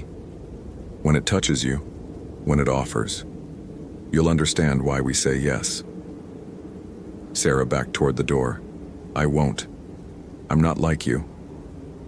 Marsh smiled, and it was the saddest thing Sarah had ever seen. Everyone thinks that, until the cold gets deep enough, until they're alone enough. Then they all carve the symbols, they all speak the invitation, they all go home. She left before he could say more. Robert Chen's room was 3 doors down. Same setup, catatonic patient, monitoring equipment, medical staff at a loss. But Chen wasn't staring vacant like Marsh. He was watching the window, focused intently on something only he could see. Sarah approached cautiously. Robert? He didn't turn. It's outside, always outside. Waiting. So patient. What's waiting? The next winter. The cold that walks. It told me, I'm not ready yet. Not fully transformed. Need more time. But it's waiting. When I'm ready, it'll come back. Finish the teaching. Make me vast. Robert, look at me. He did, and his eyes were clearer than Marsh's. More present. But the understanding was there too. The terrible acceptance. It's not evil, Chen said. That's what you need to understand. It's not malicious. It's just what it is. Hunger doesn't hate. It just consumes. And when you join it, you stop being consumed. You become the process instead of the victim. That's what it told you? That's what I know. Felt it when it touched me. The symbols, they're not just marks. They're knowledge, compressed wisdom. Thousands of years of understanding carved into bone and bark and skin. When you make them, you're downloading that wisdom, opening yourself to it. And once you understand, you can't go back. You can only move forward. Complete the transformation. Sarah felt cold that had nothing to do with the hospital's air conditioning. Both men were saying the same thing, not acting possessed or controlled, acting like converts, like they'd been shown something transcendent and couldn't unsee it. There's no cure, is there? Sarah asked. No way to reverse this. Chen smiled. Why would you want to? Why stay small and frightened and isolated when you could be vast and eternal and part of something immense? The Wendigo isn't a monster, Ranger. It's evolution, the next step. And winter by winter, it's teaching more of us, inviting us to join. Sarah left the hospital feeling nauseous. She sat in her truck, staring at nothing, trying to process. The entity at Boulder Pass wasn't just hunting. It was evangelizing, converting, creating a congregation of hunger. Her phone rang. Morrison. Where have you been? He demanded. You missed 2 check-ins. Equipment inspection ran long. Sarah lied automatically. What's wrong? We've got 3 more. 3 hikers reported missing in the past 8 hours. Different areas of the park, but same conditions, winter camping, solo trips, experienced outdoors people. And Sarah? He paused. One of them is Kelly Chen. Called in sick yesterday. Said she was taking a personal day. Her boyfriend just reported her truck at the Bowman Lake trailhead. Kelly Chen. the ranger who'd responded to the elk mutilation with them. Young, capable, rational. Sarah felt ice crystallize in her stomach. She was there, Sarah said. At the elk site. She saw the symbols. What are you suggesting? I'm suggesting we need to quarantine anyone who's been in contact with these incidents. Anyone who's seen the symbols, heard the recordings, touched the evidence. Morrison, this thing, whatever it is, it spreads. Not like a disease, like an idea. Once you're exposed to it, once you understand what it's offering, some people, they seek it out. Silence on the line. Then, Sarah, do you hear yourself? You're talking about a mimetic hazard. That's sci-fi nonsense. Is it? Joseph Three Bears said the knowledge lives in the land, that people come to the cold places seeking transformation, even if they don't know it consciously. What if exposure to this thing's markers, the symbols, the recordings, the sites? What if that's enough to plant the suggestion? To make vulnerable people start thinking about it, obsessing about it, until they go looking for their own invitation? That's... Morrison stopped. Christ, that actually makes a horrible kind of sense. Kelly's been stressed, overworked, recent breakup. If something made her think the mountains offered, what did you call it? Transcendence? We need to find her, before she finds it. Already mobilizing SAR teams, but Sarah, with 3 missing in different areas, we're spread thin. I need you to... I know where she's going, Sarah interrupted. Boulder Pass. That's where it lives, where it transforms them. I need to get there first. Another pause. Sarah, you sound sure about this. Too sure. Have you been? Yes, Sarah admitted. I went there, yesterday.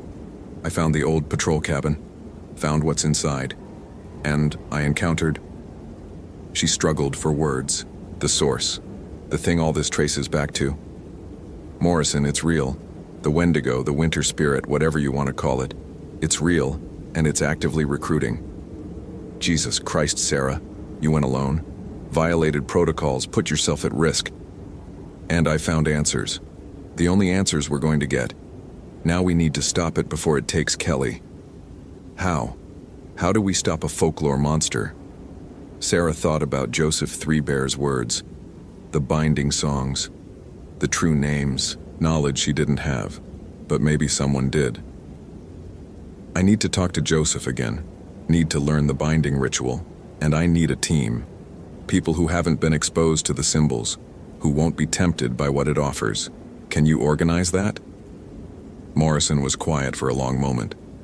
Sarah could practically hear him weighing options, calculating risks, trying to decide if she'd lost her mind. All right, he said finally. You've got 24 hours. Find your ritual. Find your team. But Sarah, if this goes sideways, if you can't find a rational solution to what's happening, we're calling in the military. Quarantining the entire northern section. Nobody in or out until we understand what we're dealing with. Agreed. I'll check in every 4 hours. She drove to Browning, broke speed limits the entire way. Found Joseph Three Bears at his daughter's house, sitting on the porch despite the cold, looking like he'd been waiting for her. You went there, he said. Not a question. Yeah. And it spoke to you. Yeah. Joseph nodded slowly. My grandfather said the Widow talks to those it wants to keep. The ones strong enough to be worthy vessels. You should be honored. I don't feel honored. I feel terrified. Joseph, I need to know how to stop it, how to bind it. You said your grandfather knew songs. Those songs died with him, the last medicine man who knew the complete ritual passed in 1979.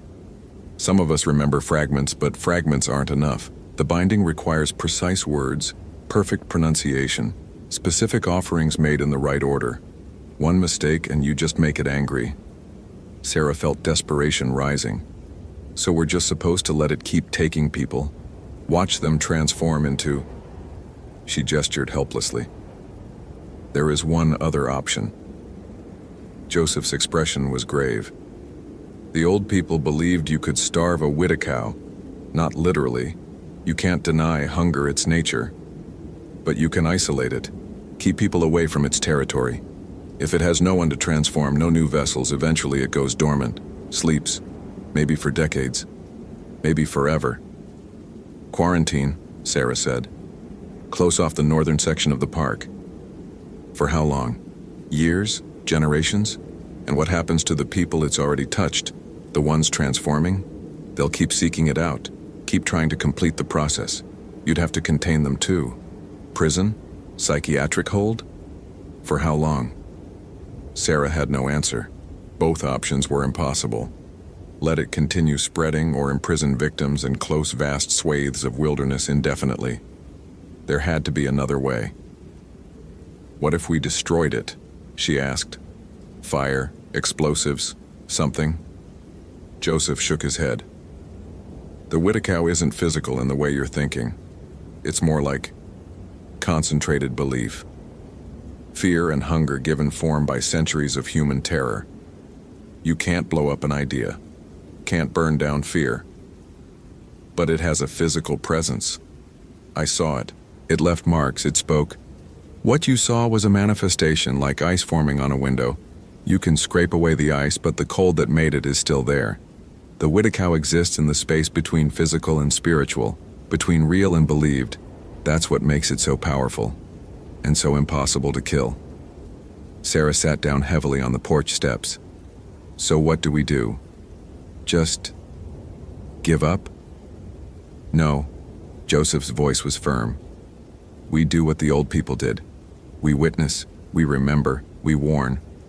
And when someone falls to it, we mourn them, but we don't follow. That's how humans survived the Wittikow for thousands of years, by accepting we couldn't destroy it, only coexist with it carefully. That's not good enough, not in the modern world. We can't just cordon off half a national park and tell people, sorry, there's a cannibalistic winter spirit here, stay away. They won't believe it. They'll keep coming, and it'll keep converting them.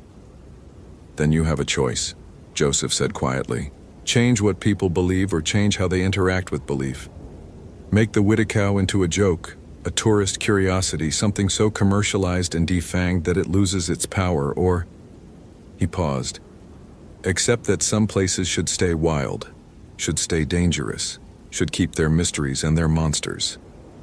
Sarah thought about Daniel Marsh and Robert Chen in their hospital beds, dissolving slowly into hunger. Thought about Kelly Chen somewhere in the wilderness, carving symbols into her own flesh, inviting transformation. Thought about the cabin at Boulder Pass, bones arranged in patterns that encoded vast and terrible knowledge. I'm going back, she said, to Boulder Pass. I'm going to find Kelly before she completes the ritual, and I'm going to face that thing again. Maybe I can't kill it, but I can refuse it. I can choose to stay human. Joseph looked at her for a long time. You understand that by going back, by confronting it again, you're putting yourself in danger.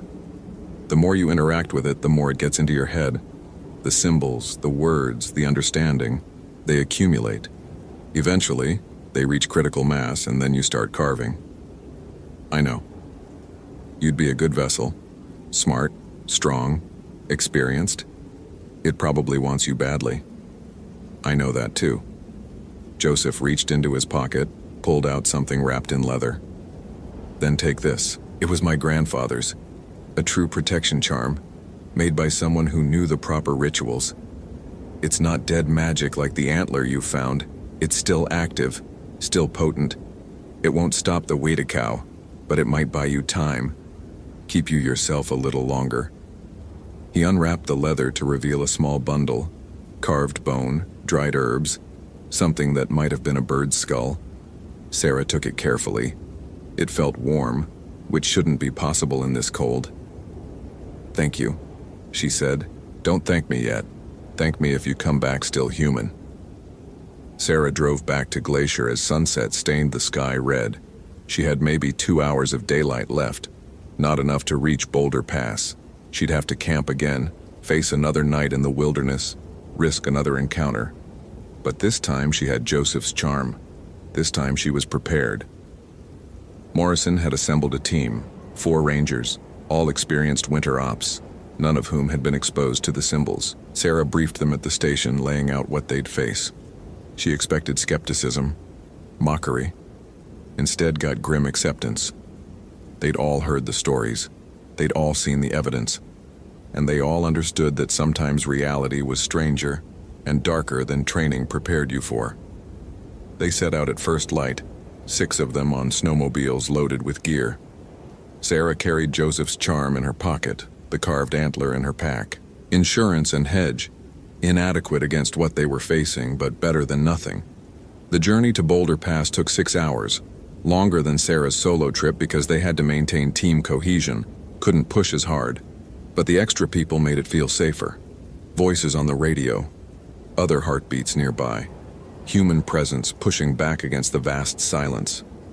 They found Kelly Chen's tracks 3 miles from the pass, snowshoe prints heading directly toward the same approach Sarah had taken. She'd been moving fast, bypassing her usual careful navigation, moving like someone who knew exactly where she was going. "She's close," Sarah said into her radio. "Maybe an hour ahead. We need to catch her before she reaches the cabin." They pushed harder, following Kelly's trail through the thinning trees. The landscape grew more desolate as they climbed. Less snow, more exposed rock, wind that cut through layers like they weren't there. The team was feeling it, Sarah could tell, the oppressive wrongness of the place, the sense of trespass. They found Kelly at the tree line just below the pass. She was kneeling in the snow, carving something with a broken piece of slate. Her hands were bleeding, fingers nearly frozen, but she worked with intense focus. Around her, arranged in a circle, were the bones of small animals, squirrels, birds, a pine marten, fresh kills, steam still rising from their blood. "Kelly," Sarah called out, "stop, please." Kelly looked up and her eyes were distant, not possessed, not crazed, just certain, deeply, terribly certain. "Sarah, you came. It said you would. Said you'd try to stop me." She smiled. "But you can't. I'm so close. Can feel it.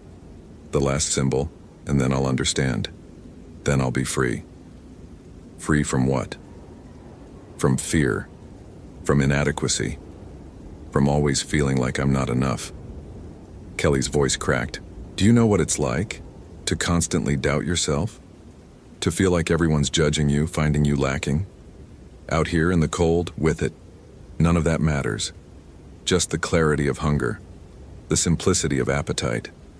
I won't have to be Kelly anymore. I'll be vast." Sarah approached slowly, hands visible, non-threatening. The other rangers hung back, uncertain. This wasn't a rescue scenario they'd trained for. "Kelly, what you're feeling, that's what it wants you to feel. That self-doubt, that inadequacy, it preys on that, uses it, but becoming hunger won't solve those feelings. It'll just erase you completely." "Good," Kelly said simply. "I want to be erased. I want to dissolve into something bigger, and you can't stop me. Look." She held up her hands, showing the symbols carved into her palms. "I'm already transforming. Can feel it. The cold doesn't hurt anymore. The hunger feels right, natural. Soon I'll complete the ritual and it'll finish what it started." Sarah felt Joseph's charm in her pocket, warm against her leg. An idea formed, desperate, probably stupid, but the only option she had. "What if I could show you another way?" Sarah asked. "Not to erase yourself, but to strengthen yourself? To face the doubt and inadequacy without needing to become something else?" Kelly laughed, bitter and broken. "There is no other way. I've tried therapy, medication, mindfulness, everything. The voice in my head that says I'm not enough, it never stops, never quiets. Except here. Except with it. For the first time in years, I feel peace. That's not peace. That's surrender. Kelly, please." But Kelly had turned back to her carving, finishing the last symbol with bloody, frozen fingers. The moment she completed it, everything changed. The temperature plummeted. Wind rose from nowhere, whipping snow into blinding curtains, And from the direction of Boulder Pass came a sound, low, resonant, like a horn blown in a vast cathedral. The sound of something immense awakening. Kelly stood, arms spread, face turned toward the pass. "Yes," she whispered. "Yes, I'm ready. I've called you. I've invited you. Make me vast." The shadow came down from the pass like darkness taking physical form. Sarah saw it clearly this time. No intervening tent fabric or nighttime ambiguity. It was immense, 12 feet tall at least, gaunt to the point of skeletal, but somehow suggesting terrible strength. Its limbs were too long, jointed wrong. Its head was crowned with antlers, but not elk or deer. Something older, more primal. And its face. Its face was wrong in ways Sarah's mind couldn't process. Too many angles, geometry that shouldn't exist in 3 dimensions. Looking at it directly made her eyes hurt, made her thoughts fragment. But the worst part was the hunger. Sarah could feel it radiating from the thing like cold from a glacier. Not physical hunger, metaphysical. Hunger for being itself, for identity and self and all the small human things that made a person distinct. It wanted to consume Kelly Chen completely, leave nothing but hunger wearing Kelly's shape. The other rangers had fallen back, weapons drawn but useless. You couldn't shoot hunger, couldn't arrest winter. Sarah pulled out Joseph's charm, held it up between Kelly and the approaching shadow. The charm grew hot in her hand, painful. The shadow slowed, but didn't stop. "Kelly!" Sarah shouted over the wind. "Last chance, choose to stay human." But Kelly was walking toward the shadow, arms still spread, expression rapturous. "I choose vastness," she said. "I choose silence. I choose..." Sarah did the only thing she could think of. She tackled Kelly, bringing them both down into the snow. Joseph's charm fell from Sarah's hand, landing between them. And for just a moment the 3 of them were connected, Sarah, Kelly, and the Wendigo, looming over them both. Sarah felt it then, the full weight of what the Wendigo offered. Not just cessation of pain, but absolute release. No more responsibility, no more fear, no more self to burden. Just dissolution into hunger, into winter, into something immense and eternal. Part of her, the part that was tired, scared, inadequate, wanted it desperately. But another part, deeper and more stubborn, refused. Because Sarah Brennan was more than her fears, more than her inadequacies. She was the sum of 14 years in the wilderness, of every decision that had brought her here. She was her curiosity, her determination, her refusal to accept impossible as answer. And she wouldn't surrender that, wouldn't erase herself, not for any promise of peace. She looked up at the Wendigo, met its impossible gaze, and said one word. "No." The effect was immediate. The Wendigo recoiled, not physically, but essentially. The charm between Sarah and Kelly flared bright, painful even through closed eyes. And something broke, not completely, but enough. The connection severed. Kelly screamed, not in ecstasy now, but in loss. The rapture drained from her face, replaced by confusion, then dawning horror as she saw what she'd been about to do, what she'd been about to become. "No," she whispered. "No, I almost... God, Sarah, I almost..." The Wendigo was retreating, backing toward the pass. But its voice echoed in Sarah's mind, in Kelly's, in all of them. "You refuse now. But winter is long. I am patient. And you have seen me, understood me. That cannot be undone. Eventually, in the depths of cold or fear or despair, you will carve the symbols. You will speak the invitation. And I will be waiting." Then it was gone, dissolving into the wind and snow. The temperature rose fractionally. The oppressive weight lifted. But the promise remained, hovering like a threat that would never fully fade. They got Kelly down from the mountain, back to warmth and safety. She was hypothermic, frostbitten, traumatized but alive and human. The symbols carved into her palms would scar, permanent reminders of how close she'd come to dissolution. At the hospital, Kelly told her story haltingly, How she'd felt the pull. How the symbols from the elk site had gotten into her dreams, showing her what they meant. How she'd started to understand the transformation was possible, desirable even. How the voice in her head, the one that always told her she wasn't enough, had found an ally in the Wendigo's promise. It's still there, she admitted. The knowledge, the understanding. I know how to call it, know what it offers. And part of me. She couldn't finish, but Sarah understood. Part of her still wanted it, would always want it now. The knowledge couldn't be unlearned. Daniel Marsh and Robert Chen remained in the hospital, still transforming slowly despite being removed from the wilderness. The Wendigo's influence didn't need proximity. Once invited, it worked from within. The doctors were baffled. Psychiatric evaluation found them sane, just convinced, absolutely certain that what was happening to them was transcendence rather than destruction. Morrison ordered the closure of the northern section of Glacier National Park, Boulder Pass, Camas Creek, the upper Bowman Lake area. Officially, the reason was unstable winter conditions and elevated avalanche danger. Unofficially, it was quarantine. Keep people away from the source. Starve the Wendigo of new vessels. But Sarah knew it was temporary solution at best. The knowledge was spreading. Kelly had it now. Sarah had it. Joseph Three Bears' people had carried it for centuries, and the Wendigo itself was patient, eternal. It would wait through the closure, wait through the quarantine, wait through decades if necessary. Because winter always returned. The cold always came back. And humans, in their isolation and fear and inadequacy, would always seek transformation. Sarah submitted her final report 3 weeks after the incident. She documented everything. The physical evidence, the testimony, the folklore research, the encounter itself. Morrison read it, then locked it away. No official acknowledgement, no press release, just silence and secrets, the way these things always worked. But Sarah made copies, sent them to researchers, anthropologists, folklorists, people who might understand, people who might develop better responses.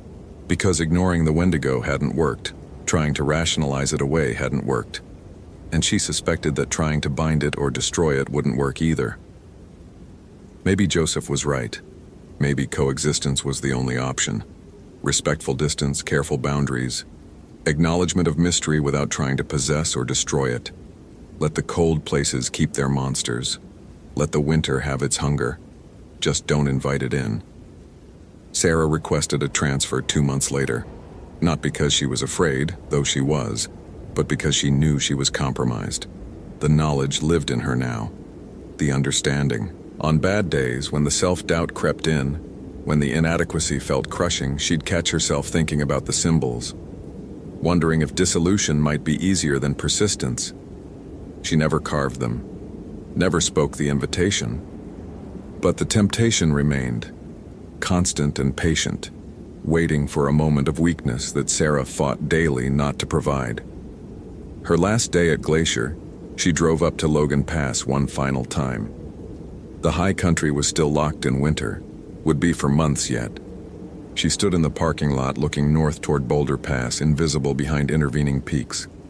The wind was cold, the silence vast, and somewhere in that white distance, something immense and hungry waited. Not malicious, not evil, just what it was. Hunger given form, winter made manifest, the transformation that waited in the deep cold. Sarah touched the scar on her palm where she'd cut herself slightly grabbing the charm that night. A small mark, barely noticeable, but permanent. Some things once encountered could never be forgotten. Some knowledge once learned could never be unlearned. The Wendigo had touched her, and though she'd refused its offer, though she'd stayed human, she would carry its mark forever. She got in her truck and drove away from the mountains, but the cold came with her. The knowledge, the understanding, and the promise, whispered in a voice like winter wind. I am patient. I am eternal. And you have seen me. Eventually you will choose vastness. Eventually you will come home. Sarah didn't look back. Hope you felt genuine terror. If you appreciate authentic horror rooted in real folklore, consider following for more stories. Which moment scared you most? Share your theory about what happened.